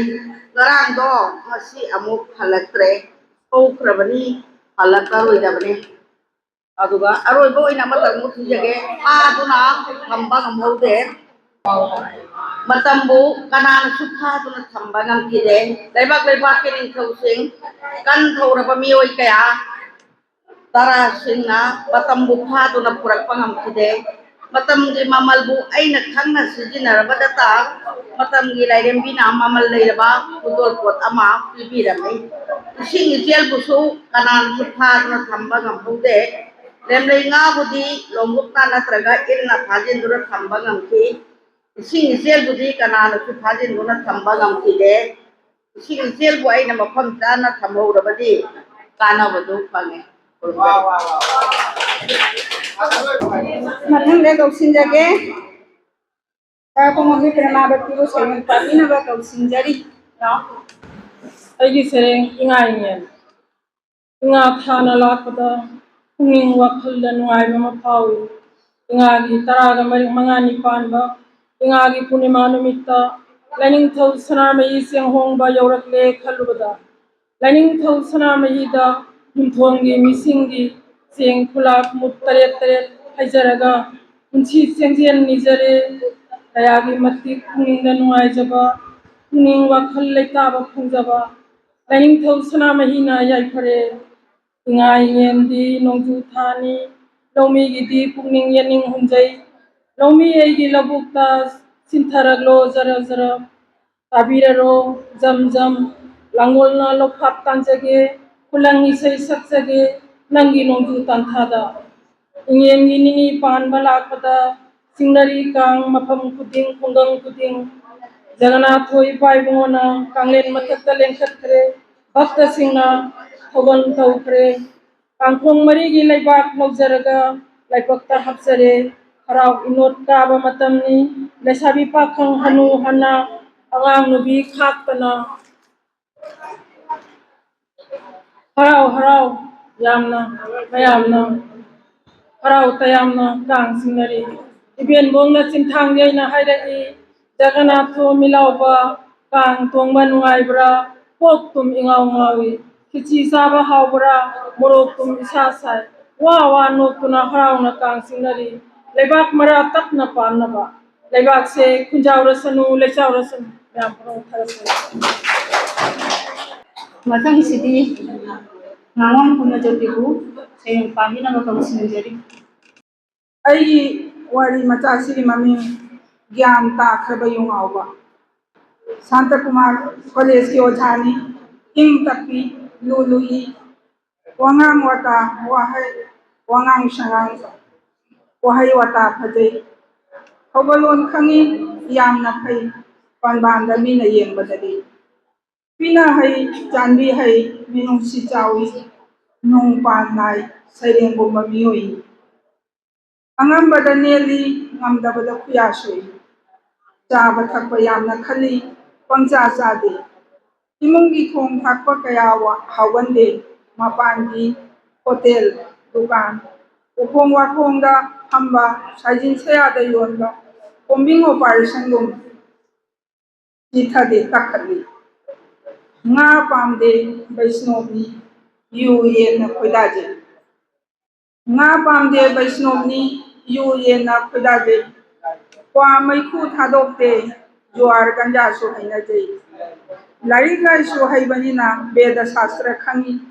ꯀꯥꯈꯨꯒꯤ ꯅꯨꯄꯤ ꯅꯍꯥꯗꯁꯨ ꯑꯗꯨꯛ ꯍꯩꯅꯖꯩ ꯊꯣꯠꯄ ꯅꯧꯕꯅꯤꯅ ꯃꯌꯥꯝꯅ ꯄꯨꯡꯌꯥ ꯌꯥꯏ ꯄꯩꯁꯥ ꯄꯥꯝꯃꯨꯗꯦ ꯃꯇꯝꯁꯨ ꯃꯔꯥꯡ ꯀꯥꯏꯅ ꯁꯤꯖꯤꯟꯅꯩ ꯌꯨꯝꯒꯤ ꯍꯥꯏꯕ ꯀꯌꯥ ꯈꯟꯒꯟꯗꯦ ꯃꯥꯒꯤ ꯅꯨꯄꯤ ꯊꯧꯉꯝꯕꯤ ꯃꯥꯒꯤ ꯅꯨꯄꯤꯅ ꯇꯧꯖꯔꯝꯒꯅꯤ ꯁꯣꯏꯗꯅ ꯆꯥꯎꯊꯣꯛꯆꯕ ꯃꯤꯗꯥꯅꯤ ꯃꯆꯥ ꯂꯥꯏꯔꯤꯛ ꯇꯥꯛꯀꯟꯗꯦ ꯃꯥꯒꯤ ꯁꯥꯇ꯭ꯔ ꯃꯤꯒꯤ ꯃꯆꯥꯗꯤ ꯌꯥꯝꯅ ꯁꯦꯝꯒꯜꯂꯤ ꯌꯥꯍꯧ ꯊꯦꯡꯉꯤ ꯀꯣꯂꯦꯖꯇꯤ ꯉꯟꯅ ꯀꯥꯒꯜꯂꯤ ꯏꯔꯨꯖꯗ꯭ꯔꯤꯉꯩ ꯆꯥ ꯊꯛꯄ ꯍꯩꯅꯖꯩ ꯀꯣꯂꯦꯖ ꯀꯥꯕ ꯃꯇꯝ ꯅꯥꯏ ꯌꯥꯝꯅ ꯄꯪꯆ꯭ꯌꯨꯑꯦꯜꯅꯤ ꯀꯨꯝꯂꯛꯄꯗꯗꯤ ꯃꯅꯤꯡ ꯇꯝꯃꯤ ꯄꯪꯆꯥꯔ ꯑꯣꯏꯒꯜꯂꯤ ꯃꯥꯒꯤ ꯅꯨꯄꯤꯅ ꯅꯣꯡꯃꯇꯒꯤ ꯅꯠꯂꯛꯇꯕ ꯃꯇꯧꯗꯨꯗ ꯁꯥꯎꯅꯤꯡꯂꯗꯨꯅ ꯍꯪꯂꯛꯏ ꯅꯣꯡꯃꯗꯤ ꯄꯨꯡ ꯀꯌꯥ ꯇꯥꯔꯕꯒꯦ ꯌꯦꯡꯉꯨ ꯍꯧꯖꯤꯛꯄꯨ ꯀꯣꯂꯦꯖ ꯀꯨꯝꯂꯛꯄ ꯃꯇꯝꯗꯣ ꯃꯆꯥꯅꯁꯨ ꯄꯄꯥ ꯄꯨꯡ 12 ꯍꯦꯜꯂꯦ ꯍꯥꯏꯔꯕ ꯈꯨꯗꯤꯡ ꯇꯣꯏꯅ ꯈꯨꯝꯂꯛꯄ ꯄꯥꯎꯈꯨꯝꯅꯤ ꯀꯣꯂꯦꯖꯀꯤ ꯑꯣꯖꯥ ꯑꯃꯒꯤ ꯄꯨꯡ 50 ꯇꯥꯒꯦ ꯇꯥꯁꯜꯂꯦ ꯊꯧꯉꯝꯕꯤ ꯑꯈꯥꯡ ꯀꯟꯕꯤ ꯅꯨꯄꯤꯅꯤ ꯃꯤꯋꯥ ꯉꯥꯡꯗꯦ ꯃꯤꯒꯤ ꯋꯥꯔꯤꯁꯨ ꯂꯤꯗꯦ ꯃꯥꯒꯤ ꯋꯥꯔꯤꯁꯨ ꯂꯤꯗꯦ ꯃꯅꯨꯡ ꯀꯜꯂꯤ ꯃꯤꯒꯤ ꯃꯇꯦꯡꯁꯨ ꯅꯤꯗꯦ ꯑꯍꯤꯡꯒꯤ ꯑꯆꯤꯛꯄꯗ ꯑꯀꯤ ꯇꯨꯖꯨꯡꯂꯛꯂꯕ ꯃꯇꯝꯗ ꯇꯨꯝꯂꯤꯕ ꯃꯆꯥꯗ ꯋꯥꯔꯤ ꯁꯥꯗꯨꯅ ꯈꯥꯡꯉꯤ ꯑꯌꯨꯛ ꯅꯨꯡꯊꯤꯜ ꯑꯍꯣ ꯑꯀꯥꯏ ꯃꯦꯟꯕꯗ ꯄꯨꯛꯅꯣꯝ ꯅꯣꯝꯖꯕꯗ ꯆꯣꯛꯊꯔꯕꯤꯅꯤ ꯑꯗꯨꯕꯨ ꯃꯤꯁꯦꯜ ꯈꯥꯡꯂꯗꯨꯅ ꯉꯥꯏꯔꯤ ꯀꯣꯂꯦꯖ ꯀꯨꯝꯂꯛꯄ ꯀꯔꯤꯒꯨꯝꯕ ꯑꯃꯨꯛ ꯑꯅꯤꯔꯛ ꯀꯧꯔꯛꯄꯗ ꯇꯥꯍꯧꯗ꯭ꯔꯕꯗꯤ ꯊꯣꯡ ꯀꯧꯈꯥꯏ ꯊꯣꯡ ꯐꯛꯀꯥꯏ ꯅꯠꯇ꯭ꯔꯒꯅ ꯚꯦꯟꯇꯤꯂꯦꯇꯔꯗꯒꯤ ꯆꯩꯅ ꯊꯤꯟꯖꯤꯜꯂꯛꯄꯁꯨ ꯌꯥꯎꯏ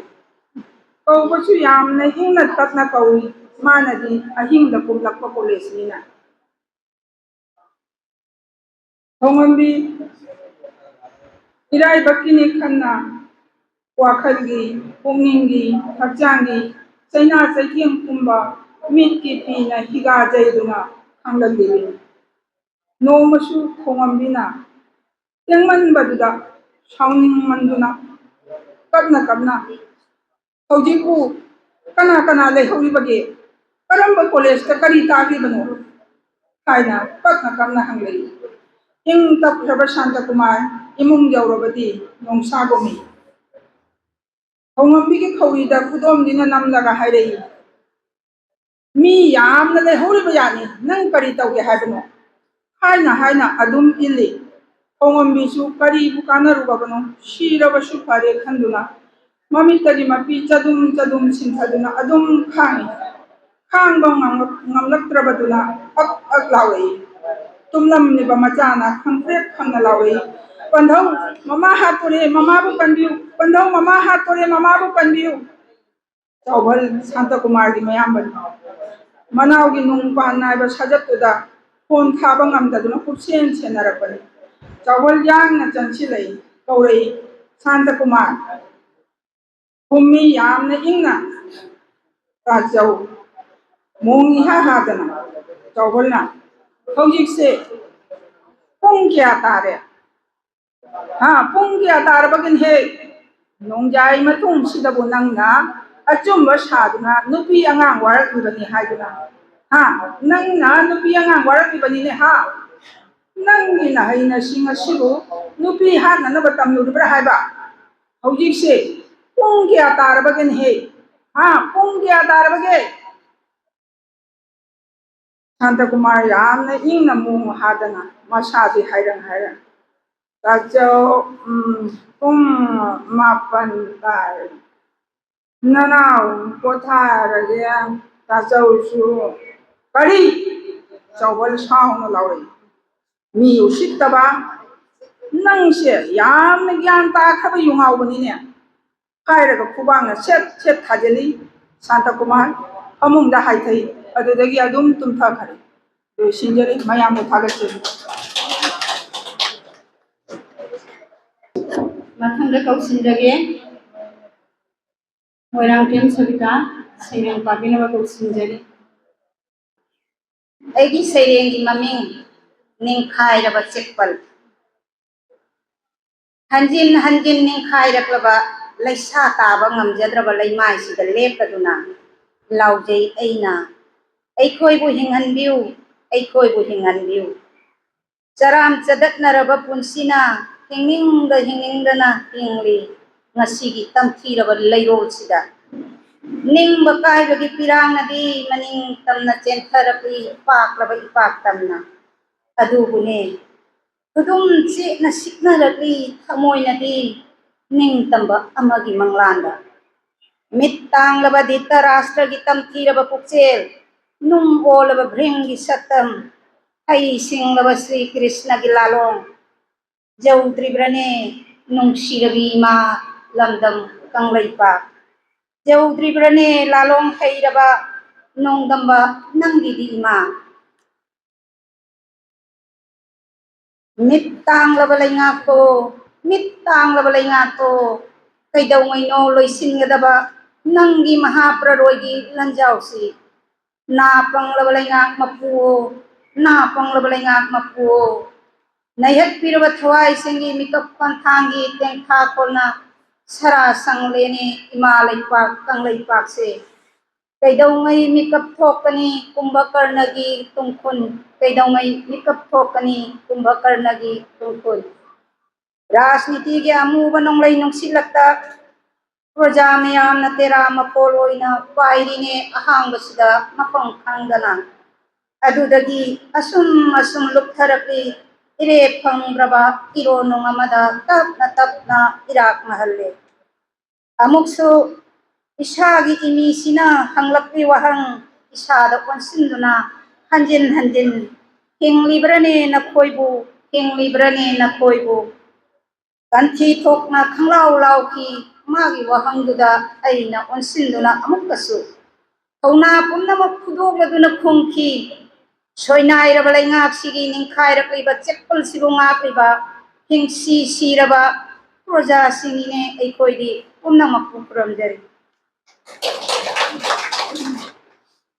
सरेंसी मनु नंग जाइफबदो ओयो लाइखा ताना मांगन गदोगी आइबु कोचिंग चिंगली आइना तिन जोथरगा मुन्ना खली आइगी पुंसी औसुम नते औआमसु नते नंगना हाइबा आई जारोय आइना आई कनानो हाइबा खंजै मीगा की मरक्ता खेनबा लेते आइना हजिन हाइरी आई वखल खंथबंगा मियोबगी वखल असुम अरांगी वखल आइना ताइबंसिदा कनामदगा जेंगबा थमलोय थमोय थुमना नंगु नुसिगनी जुमलोन नरिबा नंगी मांगनबा खल्लबा आई अमांगो ओइजगे हाइबुदना थमोय मोमो नोदना माइथों पुंसी हाइबबु करिनो नुसिबना पिक थनबा सरगगे लेकोन ओहेंसिदना सेगा माइगा अरे लेता हंदोक हंजिन पिथोक पिसिन इतेंग मतेंग अंगम हंदोकना लेबा आई थमोयगी थोंगाल कोंथोंग लोंजदे खंगदे पुंसी से असुम नुसी लई उना उरक्त्रबदा ताना तारक्त्रबदा मदुना नंगी ओजरबसु आइगिदी मतम चुपगी नंगु नुक्सी नंग जाइबपदो ओयो आई सरेंग से लोसिंजरे ngasi se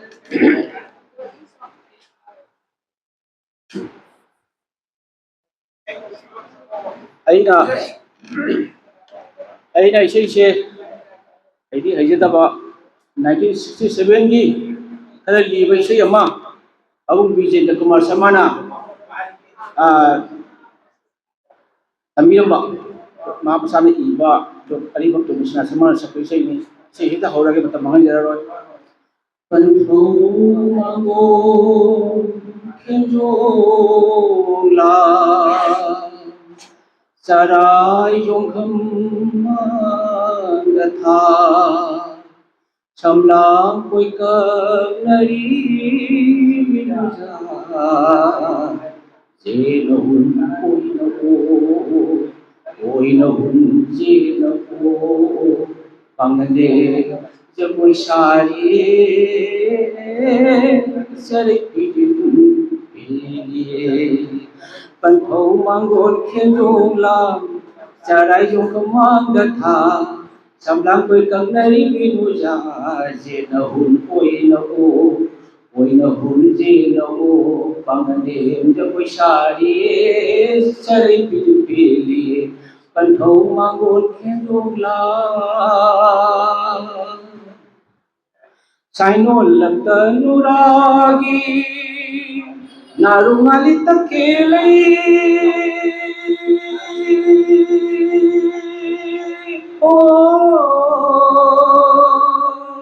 sainol lantanuragi narungali takelai lai pitu khawanai tumokde koi dom se pari sok to purna pi imom samajun pi pari sok to purna pi imom samajun pi pangande jamoi sari sarai piju peli panpo mangon kenjongla sarai yongkham gatha samlang koi nari minaja jenahun oina hunje no panade jaboi sari sare pili panthau mangon khindong la san oina mata sanabi dareng sinai amlaga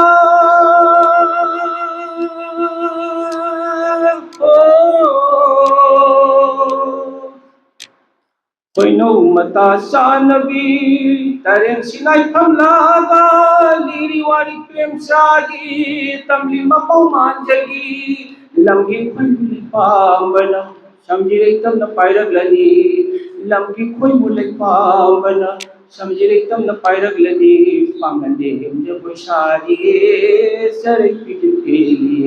panthau mangon khenjong la sarai yong kamanda tha samlang koi kapnari binuja jena hun oina hun jena o pangade jakoi sari sarai pikin peli panthau mango khenjong la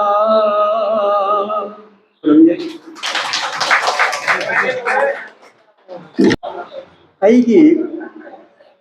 ꯋꯥꯔꯤ ꯃꯆꯥꯒꯤ ꯃꯃꯤꯡ ꯋꯥꯍꯪꯁꯤꯃꯇꯪ ꯅꯪꯅ ꯀꯗꯥꯏꯗ ꯆꯠꯂꯨꯒꯗꯧꯔꯤꯕ ꯕꯤꯔ ꯈꯨꯝꯒꯤ ꯆꯞ ꯂꯦꯞꯄꯤ ꯑꯆꯥꯛꯄ ꯃꯔꯤꯒ ꯃꯥꯌꯣꯛ ꯅꯠꯇꯦ ꯅꯪꯕꯨ ꯀꯗꯥꯏꯗ ꯆꯠꯂꯨꯒꯗꯧꯔꯤꯕꯅꯣ ꯍꯥꯏꯕ ꯅꯤꯃꯥꯏꯀꯣꯟ ꯈꯔ ꯀꯂꯞ ꯍꯪꯉꯤ ꯀꯔꯤꯒꯤꯅꯣ ꯍꯪꯗ꯭ꯔꯕꯁꯨ ꯌꯥꯔꯕ ꯅꯠꯇ꯭ꯔꯥ ꯕꯤꯔ ꯁꯥꯎꯅ ꯈꯨꯝꯂꯦ ꯍꯦ ꯑꯩꯒꯤꯁꯦ ꯊꯤꯒꯠꯄ ꯅꯠꯇꯦ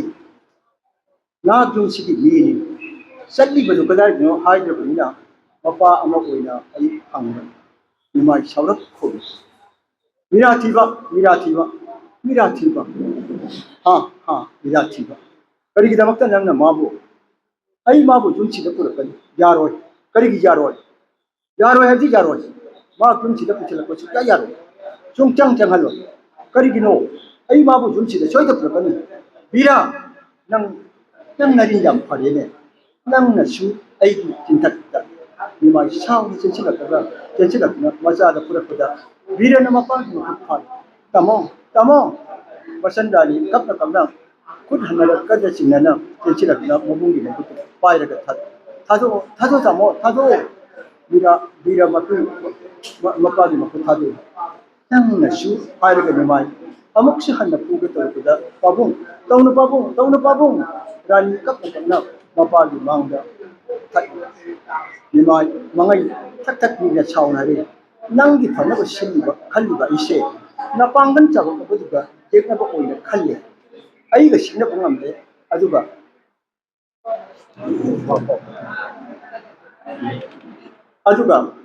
ꯅꯪꯒꯤ ꯃꯥꯡꯅꯕ ꯁꯤꯜꯂꯤꯕ ꯃꯤꯁꯛ ꯑꯃꯒꯤꯗꯤ ꯅꯄꯥꯃꯝ ꯄꯤꯅꯤ ꯃꯥꯒꯤꯗꯃꯛꯇ ꯀꯞꯂꯤ ꯅꯠꯇ꯭ꯔꯥ ꯅꯪ ꯑꯁꯤ ꯌꯧꯅ ꯉꯝꯁꯤꯜꯂꯛꯂꯕꯅꯤꯅ ꯅꯪ ꯑꯩꯒ ꯀꯔꯤꯁꯨ ꯊꯣꯛꯅꯗꯦ ꯑꯩꯅ ꯁꯤꯕꯗ ꯂꯩ ꯆꯥꯔꯛꯀꯅꯨ ꯂꯩ ꯆꯥꯏꯕ ꯁꯨꯡꯌꯥ ꯌꯥꯔꯣꯏ ꯅꯪ ꯂꯩ ꯆꯥꯏꯕ ꯌꯥꯔꯣꯏ ꯄꯥꯕꯨꯡ ꯄꯥꯕꯨꯡ ꯔꯥꯅꯤ ꯀꯞꯅ ꯀꯞꯅ ꯃꯄꯥꯕꯨꯡ ꯆꯠꯈ꯭ꯔꯣ ꯆꯠꯈ꯭ꯔꯣ ꯅꯪ ꯌꯨꯝꯁꯤꯒꯤ ꯃꯤ ꯅꯠꯇꯦ ꯄꯥꯕꯨꯡ ꯄꯥꯕꯨꯡ ꯑꯩꯅ ꯂꯩꯔꯤ ꯃꯈꯩ ꯅꯪ ꯌꯨꯝꯁꯤꯗ ꯍꯜꯂꯛꯄꯁꯨ ꯌꯥꯔꯣꯏ ꯅꯪꯒꯨꯝꯕꯅꯁꯨ ꯅꯤꯃꯥꯏ ꯁꯥꯎꯕ ꯍꯦꯟꯈꯤꯗꯨꯅ ꯃꯄꯥ ꯃꯆꯥ ꯃꯔꯤ ꯇꯠꯅꯕ ꯌꯥꯕ ꯀꯣꯟ ꯃꯆꯥꯗ ꯊꯥꯈ꯭ꯔꯦ ꯕꯤꯔꯅ ꯁꯥꯎꯅ ꯆꯠꯄ ꯍꯧꯔꯛꯄꯗ ꯅꯤꯃꯥꯏ ꯁꯥꯎꯅ ꯍꯪꯂꯛꯏ ꯀꯔꯤꯅꯣ ꯄꯨꯔꯤꯕꯗꯣ ꯅꯪ ꯌꯨꯝꯁꯤꯗꯩ ꯀꯔꯤꯒꯨꯝꯕ ꯄꯨꯕ ꯌꯥꯔꯣꯏ ꯃꯗꯨ ꯅꯪꯒꯤ ꯅꯔꯜ ꯅꯠꯇꯦ ꯑꯩꯒꯤꯅꯤ ꯑꯩꯒꯤ ꯅꯤꯃꯥꯏ ꯑꯩꯒꯤ ꯕꯤꯔ ꯁꯦꯠꯅꯕ ꯐꯤꯔꯣꯜ ꯌꯥꯎꯕ ꯕꯦꯒꯇꯨ ꯑꯣꯟꯁꯤꯜꯂꯛꯂꯒ ꯁꯨꯃꯥꯡꯗꯒꯤ ꯃꯥꯡꯒꯣꯟꯗ ꯁꯥꯎꯅ ꯂꯪꯁꯤꯜꯂꯝꯂꯒ ꯆꯠꯄ ꯍꯧꯈ꯭ꯔꯦ ꯇꯥꯃꯣ ꯇꯥꯃꯣ ꯆꯠꯈꯤꯅꯨ ꯇꯥꯃꯣ ꯇꯥꯃꯣ ꯔꯥꯅꯤ ꯀꯞꯅ ꯀꯞꯅ ꯃꯕꯨꯡꯕꯨ ꯐꯥꯔꯨꯅꯕ ꯆꯠꯀꯦ ꯇꯧꯕꯗ ꯈꯥꯝꯂꯨꯅꯨ ꯃꯍꯥꯛ ꯅꯪꯒꯤ ꯃꯕꯨꯡ ꯅꯠꯇꯦ ꯔꯥꯅꯤ ꯀꯞꯅ ꯀꯞꯅ ꯇꯥꯃꯣ ꯇꯥꯃꯣ ꯀꯧꯔꯒ ꯃꯕꯨꯡꯕꯨ ꯌꯦꯡꯂꯒ ꯂꯩꯍꯧꯔꯦ ꯕꯤꯔ ꯃꯄꯤ ꯇꯩꯊꯣꯛꯅ ꯆꯠꯂꯤ ꯅꯤꯃꯥꯏ ꯃꯥꯁꯨ ꯊꯋꯥꯏꯒ ꯃꯥꯟꯅꯅ ꯅꯨꯡꯁꯤꯖꯕ ꯃꯆꯥ ꯕꯤꯔꯅ ꯊꯣꯛꯅ ꯆꯠꯈꯤꯕꯗꯨ ꯎꯕꯗ ꯊꯃꯣꯏ ꯀꯥꯏꯅ ꯆꯨꯠ ꯀꯞꯂꯒ ꯌꯦꯡꯕ ꯂꯩꯍꯧꯔꯦ ꯑꯣꯟꯊꯣꯛꯄꯅꯤꯗ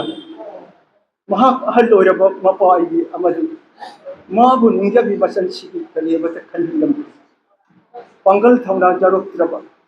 ꯁꯨꯕ ꯆꯠꯄ ꯉꯝꯂꯛꯇ꯭ꯔꯕ ꯑꯩꯁꯦ ꯃꯥꯅ ꯃꯍꯩ ꯇꯝꯕ ꯂꯣꯏꯗꯅ ꯁꯔꯀꯥꯔꯒꯤ ꯊꯕꯛ ꯑꯃꯇꯪ ꯇꯧꯖꯔꯒ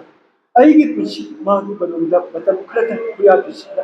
ꯅꯨꯡꯉꯥꯏꯅ ꯍꯤꯡꯖꯒꯦ ꯈꯟꯖꯔꯝꯕ ꯑꯗꯨꯕꯨ ꯑꯍꯜ ꯉꯁꯤꯗꯤ ꯑꯩꯒꯤ ꯋꯥꯈꯜ ꯑꯩꯒꯤ ꯑꯁꯥ ꯄꯨꯝꯕ ꯑꯔꯦꯝꯕ ꯇꯥꯈ꯭ꯔꯕ ai hauji kari tau ai hauji kari tau ni mai ni bakai la ko je ko ka pabu ka ko no rani wana ka pa khang ji la ma pa bu ko ni mai ma ki ara ta na si ta na masa da si ni la ha ala ta ala ta roi la bung do nang na to ina choi je ba da bung do ma jum se ta do se che na te pabu ta ma jum da hala ka na tang sa ba pabu Pabung mafamda ningal to tamo halaka kapon pabung kapon rani ma pabung merem dum pai kensi mafam matam siadana mahai tambad mapung phan hada ba khong thang de hadase ai mana mu pi de ki ba chi chi warol kham sa hojik mahak mahai tambad chatlar masha gi apa mu gi da bakta papa ai chingaram naga khong thang do chat chat Bejeram ba iran itu ayah masu magi bahari tamil nasi. Hojik ai kari tahu harga di balik pamu rani ka kong sisip kap naga ni mai kap na kamna hai tuong ga ba hinaw na himai thai kap perman de le ga ji le ho ga ta kari pai de pa sa ni na namau do kari no kana gi bacha no hang ta kari no ipa na khu ga ba si Imphal jiri lambi mapan de kulakti mama mapa masakhang de haiba aseng mu khum ba ja ri ai mai thampam lo ki ga ai shi ki de ne patta ni mai shi shi nimit phada yam na hamdin khes bira mayum thalo ku sakhi ba noma halakata masabu nung shi jaba ni mai achik ba ma pham matamda ahing atheng da sumang da bangol pham laga amoi di pen da ko kaya kap mo kap ngang ma tana marai ba ki khanna ba kap ashit sulata da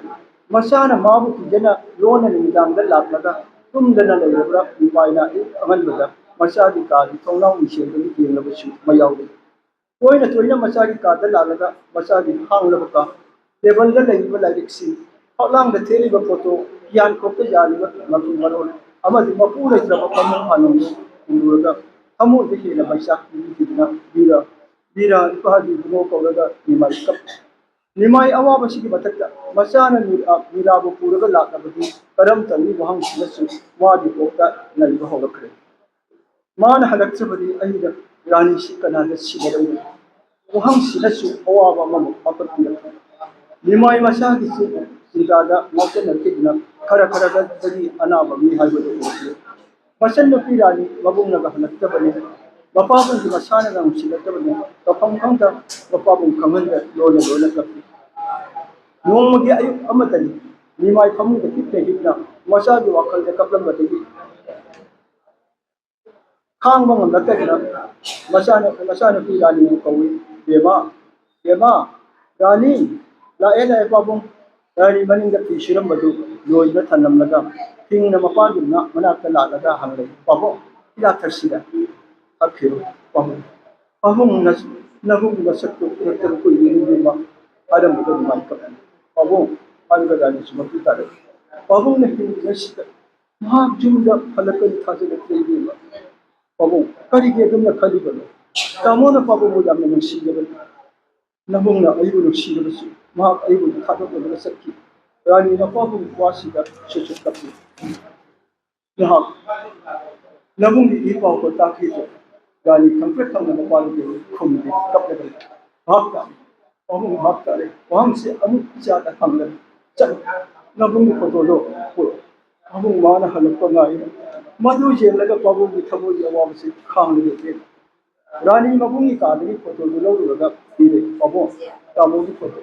Rani ma ki te to da shu le ni ba ishi shu ba mu ko Nimai masa ki photo su mit putta yelaga vidu ani dagi bakki adara sitarai taito kali kaw ki babu mon tak tarai amo sokna jemi masida ningsing ba ko mahak na mapa masa ki kaw ko matan di amo ki lamai ngau ga ham babo kali no ai dia silo raga mapa na tan mapan da hoi babung sino bu khali gani afaba le haw da hawrabadi len na di mangla ru ni isa soide da tabak pangagani ado Nang pada kita mesti hari ini, UP dah, hey, pamu, cakap beri first class, pamu nak kena kita ni, pamu di sini, mai di sini, why not pamu, इशारा थबक तौरबदी नचलना नबीरानी शिशु मनिंग फुंदिरनी अदुगा उद्रे हादना नाही तंबद कार्यकदबा लंबी लंपन चप्पल यारोइंगो नमाई वही न सुमांग वमांग गले पाबुंग सीमा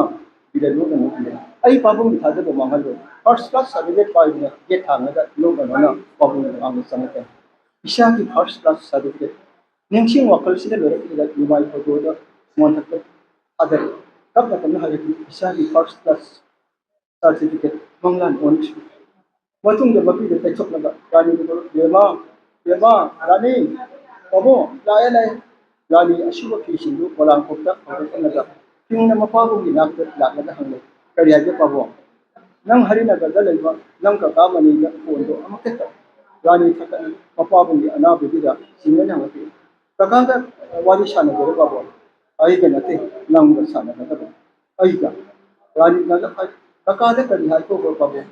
शिरचड लायेंग the चन नबरा रानी नबी तरंग तरंग सेलगा मथाई पान हंगे नते बेमा इंग शिबगे दे पाबुंग खन पाबुंग नबुंग दो तथि हंगे ककाबु रानी हरावना रानी तू न बागी कादा लागा मनी द फोन तौरे हेलो कका आई रानी ने करी लई रे बेमा पाबुंग न ककाबु जुंदा अमुक लानी तासो मसा का ngamjabra kari suta beta kaka Rani wa do do lai ko ne हो लाके लाके आरे तो फोन तंदरे साला भी लोग संजीव है बातों में रहो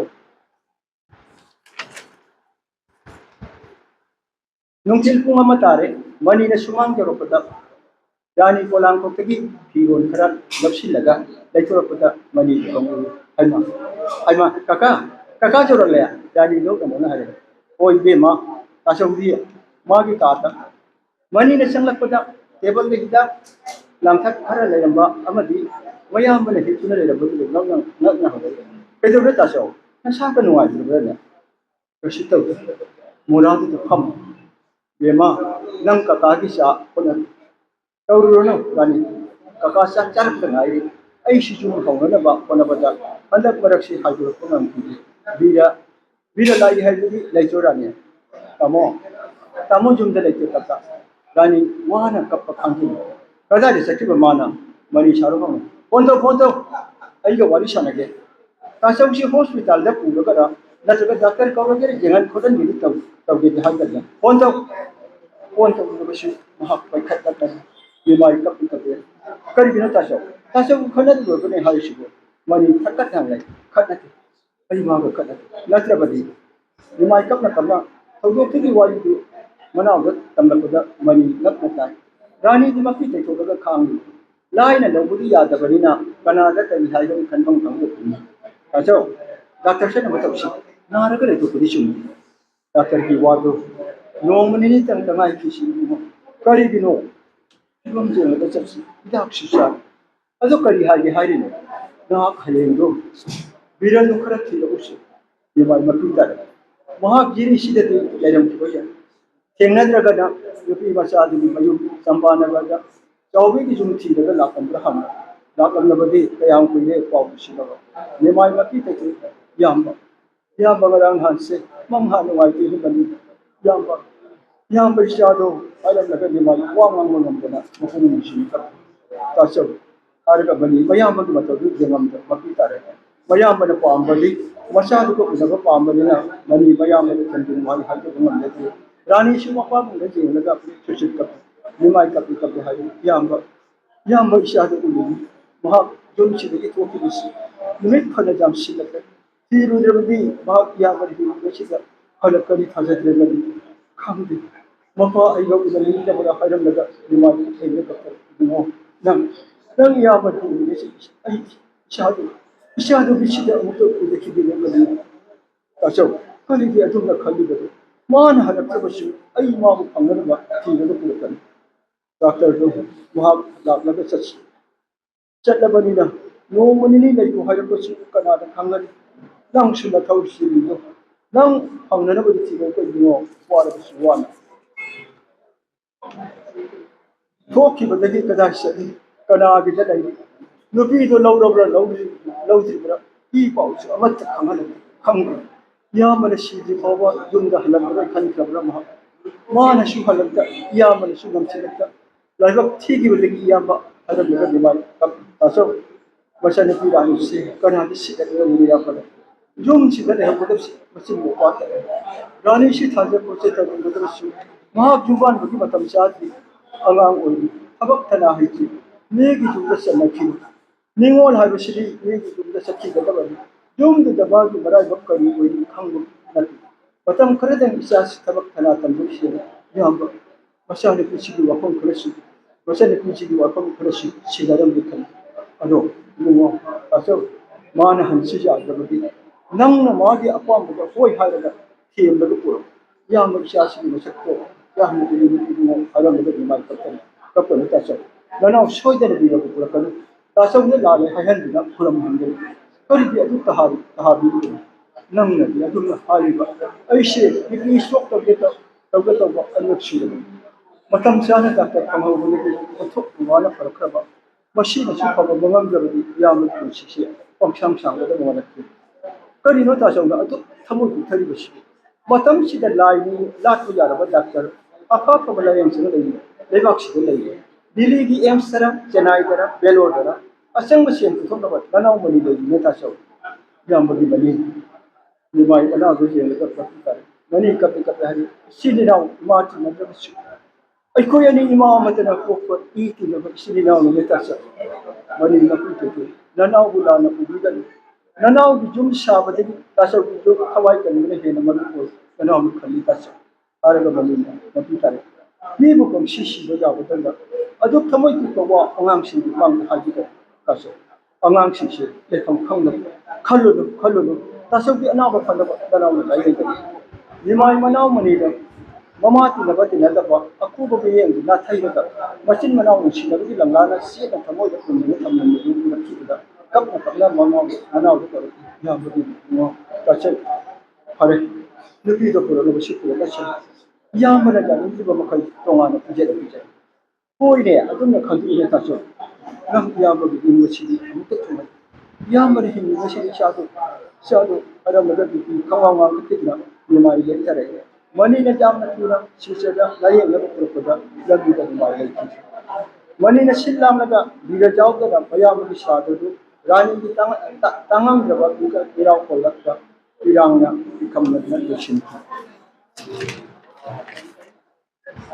ni mai di mathau mangam lo shin ki ba manga ni shi ba le de batang da sandya ki ngai ngam da lashil na mai kai ka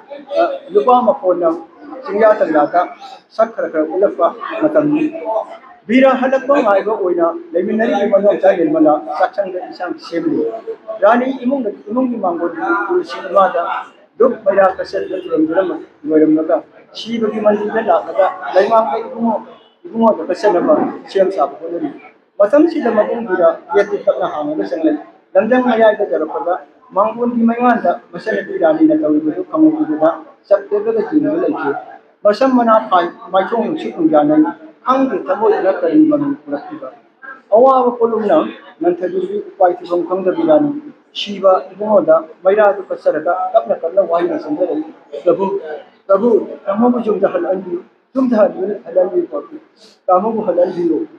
Vira Masanki was stabbed at the phone coming Shipina, Mapitare, Shushat, Kapahaway, Nana Wakasitabi, Tamona Gulfado, Saki, Rashi Papa Halaki, Tamu Halayu, running Kapna from Juranaga, Mapito, Havanaga, Letoraka. Tamuki Mangalda, Mabuna Mango the day, the Kapway and the Kamu, Tamo, I quit Tamohala Lane, running from Lauraga, Tamo, the Kapna, Mabungi, the Kolaga, no Hong Kapu. Vira should be killed up like a messenger. Vira Kapna Kapna Mapamu, my Umu, Mango on the Jane. Rani Mabung Hadok, Babum Koga, in the Hena Kapare. I am Hana Kodu Fatu set the Rani. I Babum Mapung for the Sala, Nasabu Baku Hajila, Nabung Babunga, Mukaba, I could have a couple. Nilmala Kap, no Lavabim upon Hatabita, Vira Halaka, Simana, Mangonda, Torakoda, even the Tenere, my own Open a book of them from the Sang. रानी खंग कप तरे पाबुंग तबो लाले नंग उनिंग भाई उनिंग आजरम तबो लाले पाबुंग के दो रानी पाबुंग के दो के बिरा कप तब सिंगना मसन बरे दो पाइला हंगे तमो पाबुंग दो अखोई पाबुंग दो अखोई के थाजो के सच्ची तमो पाबुंग हरदा बिरा ओ खंग कप महाप तमो को उनकिनी असाता तमोन हलक वाना तोगलो तोगलो जी बेबा वहां तो मखा तारा आई पाबुंग के मफम लानी आई बागी नहीं चुननी आई हाई तो की वा वा को ना पाबुंग ना वरो बि सेक्शन रानी मकी ते तोलका दमदम दमैरा ले बिरा ले ले जेंग लक्ष्मी बिना बजेंग बदम बिरा उदब हम तमो सिम बिरा भी बिरा मसन की वहां सीधा बागी थमोल बुते ना सुगाई की मकी अरना तारा को ले महा हक की फंगत्रे रानी नक्ना हरकी बिरा जुलाई तो अगर सुशत कपी निर्मला बिरा बुलाई मई ओल लगा मकोय हम इने चंगिन नरले बिरा माई कादरी कपी पपाबुं कादर लाई पपाबुं जनरम बते बदल लईबा मा की फोटो दो उबना थमोय कंपाई ताई अही की फोटो सीसी लगा अही की फोटो सीसी लगा पाबुं मचा आई लकाई लगा अवा को खंग पाबुं नसाला जे पाबुं बिरा कपन तकी बंगल सोलगा कप खंगेत लगा सिग्ना वाते खंगा बागे थारोय आई सिगो सिगो कनी नंगु ले मनी थारोय बिरा ने निंग बकायना हलक बसी बिरा मरम गिनी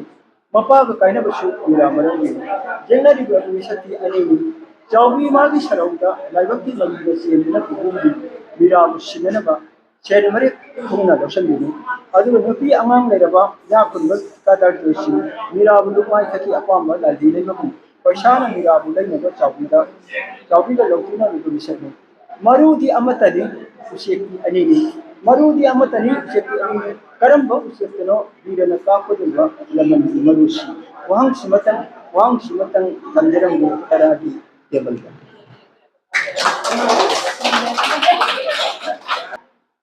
लोइनाना आईगी सेरे पाठोक्तगे लोइखिनी पुंसिगी कोंसर हलगलबोय निमुई खोजे नमना सनागी हितोंगलदुना मोमोन मिनोकना नोखिबलो निंसिंगी ngasidi numitto numina चिंखाई बुलकपसिदा काफोक्लसिदी ममांगी हुक्का तेंथा कोदुगी उरमगनी पुंगिना वाथलगी मिंचिंदा तारिबा अवानुंगाई ममीदो हौख्रबा मतंगी पापलबा लमाइदा मयेक सेंगना इरेदुना लेहौरेदो इबासिदा लाक्षणो हौखिबगी निंसिंगबलो अक्कनबा मैसा केलोइनना इथिना सेंलबा नंगी अवाबगी सिंथाना कयाना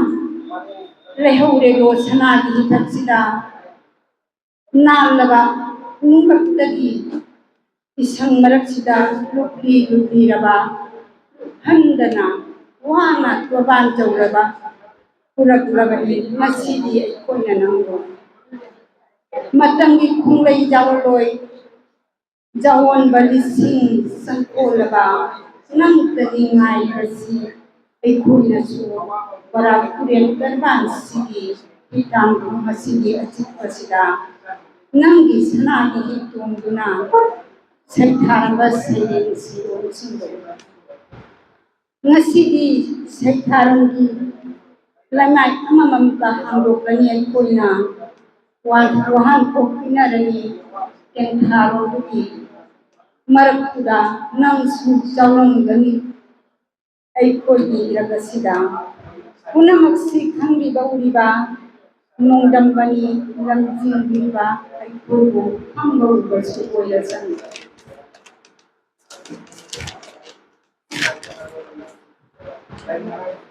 हंगम दरबार पुनः खल्लगा पूरी मालियम तगम पांसे मसीदे की हेंडोकना होई नी ओइगना मक्सु मंगिनाई नी ओइगनी कुसिनगी अचेपा करंबा मफम लयगनी हाइबा फंगल मुदे कनानसु लाइपक तोबांगकना नी ओइना सनरी अवानुंगाई अदुदा जाउ तक्सिदा कुसिगी नुआइबना तुमोय बिरम लगा ꯀꯩꯊꯦꯜꯒꯤ ꯇꯥꯏꯕꯪ ꯃꯥꯂꯦꯝꯁꯤ ꯁꯩꯊꯥꯔꯣꯜꯅ ꯁꯅꯥꯒꯤ ꯍꯥꯡꯒꯅꯤ ꯕꯤꯔꯤ ꯈꯣꯏꯔꯤꯅ ꯂꯩꯆꯤꯜꯂꯛꯀꯤ ꯊꯋꯥꯟꯃꯤꯆꯥꯛꯇꯕꯨꯛꯅ ꯀꯧꯔꯛꯄ ꯃꯤꯀꯨꯞꯇꯣ ꯄꯤꯔꯥꯡꯇꯅ ꯃꯥꯏꯊꯣꯡ ꯆꯥꯝꯊꯣꯛꯂꯗꯨꯅ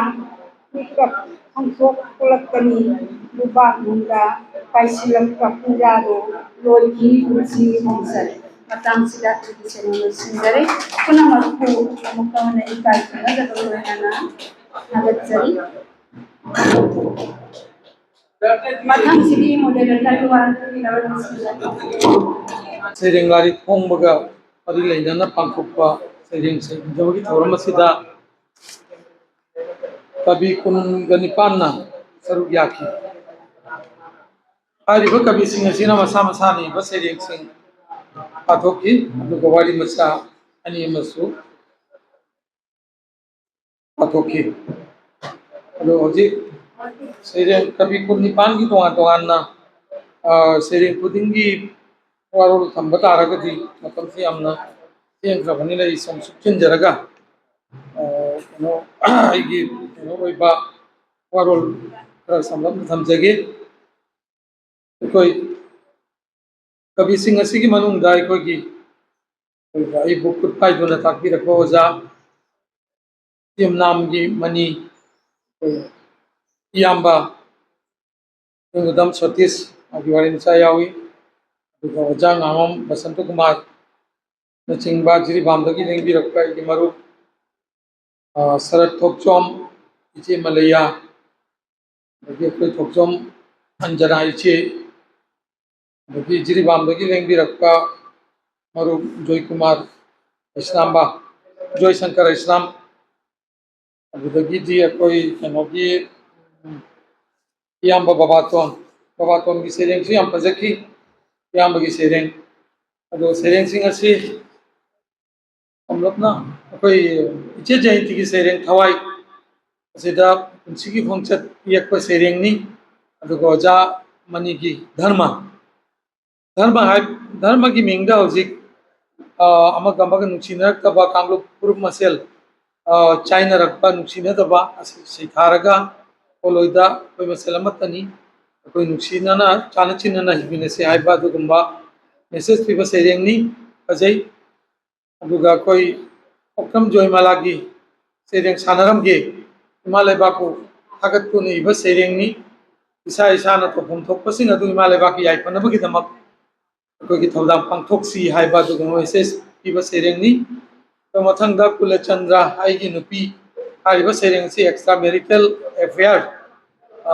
की लइबा अदुगुंबा फोंदोक सेरेंगनी दुगी इचे मलया की सेरेंग पाकु मलक्त्रबदा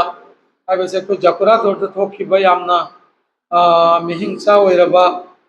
कुकी लालोबसिंगना मिहाथिना हापीखिबा मियोय तरुक्की अदुगुंबा यामना अकी तुजुंगलबा यामना थमोय सोनिंगाय ओइबा अदुगुंबा कनो दु सैथाबा सेरेंगनी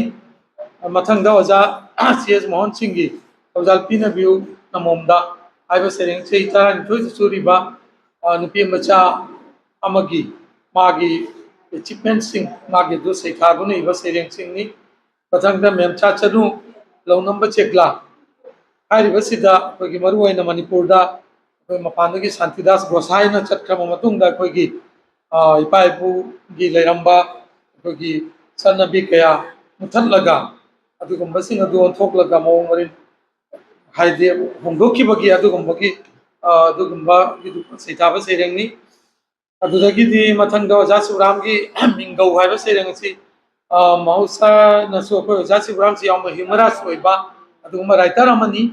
अदु यामना फजबा वारी मचा यामना तेनबा हजिकी केनो असि इनाव कोबा अदु माना मागी नुपी की मयुमदा चतपा मतमदा मागी मनाव नुपीसिना मावंदा इतै इनाव हैना कौरक्पा अदुगुंबगी यामना ह्यूमरस ओइबा सेरेंगनी केनो वारी मचानी मथंगदा बाबातोन की पोलोय की हुइसेल असेसो हजिकी मणिपुर की ओइरिबा फिबम तंगु लैतादबा फिबम असि सैथाबा सेरेंगनी मरुएना थौदांग लौगदबा अखोगी वायल चुकली पाइरिबा वायल मपुसिंग असिना मसागी ꯊꯧꯗꯥꯡ ꯄꯥꯡꯊꯣꯛꯄ ꯉꯝꯂꯛꯇꯕ ꯑꯗꯨꯒꯨꯝꯕ ꯑꯗꯨꯗꯤ ꯀꯔꯝꯕ ꯃꯇꯝꯗ ꯑꯩꯈꯣꯏꯒꯤ ꯄꯣꯂꯣꯏꯒꯤ ꯋꯤꯁꯦꯜ ꯑꯁꯤ ꯈꯣꯡꯂꯛꯀꯅꯤ ꯍꯥꯏꯕꯗꯤ ꯑꯔꯣꯏꯕ ꯄꯣꯂꯣꯏ ꯂꯥꯛꯀꯅꯤ ꯍꯥꯏꯕ ꯑꯗꯨꯒꯨꯝꯕ ꯐꯣꯡꯗꯣꯛꯄ ꯁꯩꯔꯦꯡꯅꯤ ꯃꯊꯪꯗ ꯄꯤ ꯍꯦꯃꯟꯇ ꯁꯛꯀꯅꯤ ꯑꯩꯗꯤ ꯏꯁꯩ ꯍꯥꯏꯕ ꯑꯁꯤꯗ ꯑꯋꯥꯕ ꯅꯨꯡꯉꯥꯏꯕ ꯏꯁꯩ ꯁꯛꯀꯅꯤ ꯄꯨꯟꯁꯤ ꯈꯣꯡꯆꯠ ꯁꯩꯊꯥꯕ ꯁꯩꯔꯦꯡꯅꯤ ꯃꯊꯪꯗ ꯏꯆꯦ ꯑꯟꯖꯅꯥꯒꯤ ꯃꯣꯃꯣꯟꯅꯔꯤꯕꯤ ꯕꯁꯟꯇ ꯍꯥꯏꯕꯁꯤꯗ ꯑꯩꯈꯣꯏꯒꯤ ꯄꯨꯟꯁꯤ ꯕꯁꯟꯇꯕꯨ ꯁꯩꯊꯥꯔꯝꯂꯒ ꯄꯣꯂꯣꯏꯗ ꯁꯛꯎꯗꯕ ꯃꯉꯣꯟꯗ ꯆꯪꯖꯒꯗꯕ ꯑꯗꯨꯒꯨꯝꯕ ꯐꯤꯕꯝ ꯑꯗꯨ ꯎꯠꯄ ꯁꯩꯔꯦꯡꯅꯤ ꯑꯗꯩ ꯃꯊꯪꯗ ꯑꯩꯈꯣꯏ ꯏꯌꯥꯝꯕ ꯁꯇꯤꯁꯀꯤ ꯂꯣꯌꯥꯝꯕꯒꯤ ꯃꯆꯦ ꯍꯥꯏꯕ ꯑꯁꯤꯗ ꯍꯧꯖꯤꯛꯀꯤ ꯅꯨꯄꯥ ꯃꯆꯥ ꯑꯁꯤꯅ 13 ꯑꯣꯒꯁꯇ ꯕꯤꯔ ꯇꯤꯀꯦꯟꯗ꯭ꯔꯖꯤꯠꯀꯤ ꯁꯛꯇꯝ ꯂꯥꯡꯒꯗꯕ ꯑꯗꯨꯅ ꯃꯥꯅ ꯂꯧꯒꯗꯕ ꯃꯥꯒꯤ ꯗꯥꯏꯂꯣꯒꯁꯤꯡ ꯑꯗꯣ ꯃꯗꯨꯗ ꯌꯥꯝꯅ ꯃꯃꯣꯟ ꯆꯪꯅ ꯇꯧꯈꯤꯕꯅ ꯃꯔꯝ ꯑꯣꯏꯔꯒ ꯃꯥꯅ ꯃꯥꯕꯨ ꯆꯣꯏꯔꯣꯜ ꯄꯥꯔꯣꯜ ꯂꯣꯜꯂꯕꯒꯨꯝꯅ ꯂꯥꯏ ꯑꯣꯛꯅꯔꯕꯒꯨꯝꯅ ꯈꯜꯂꯗꯅ ꯀꯩꯅꯣ ꯇꯧꯔꯨꯕ ꯑꯦꯛꯆꯨꯋꯦꯂꯤ ꯑꯁꯦꯡꯕꯗꯗꯤ ꯃꯥ ꯌꯥꯝꯅ ꯃꯁꯥꯒꯤ ꯇꯧꯐꯝ ꯊꯣꯛꯄ ꯑꯗꯨ ꯌꯥꯝꯅ ꯄꯨꯛꯅꯤꯡ ꯆꯨꯞꯅ ꯀꯩꯅꯣ ꯇꯧꯕ ꯄꯨꯛꯅꯤꯡ ꯂꯨꯞꯅ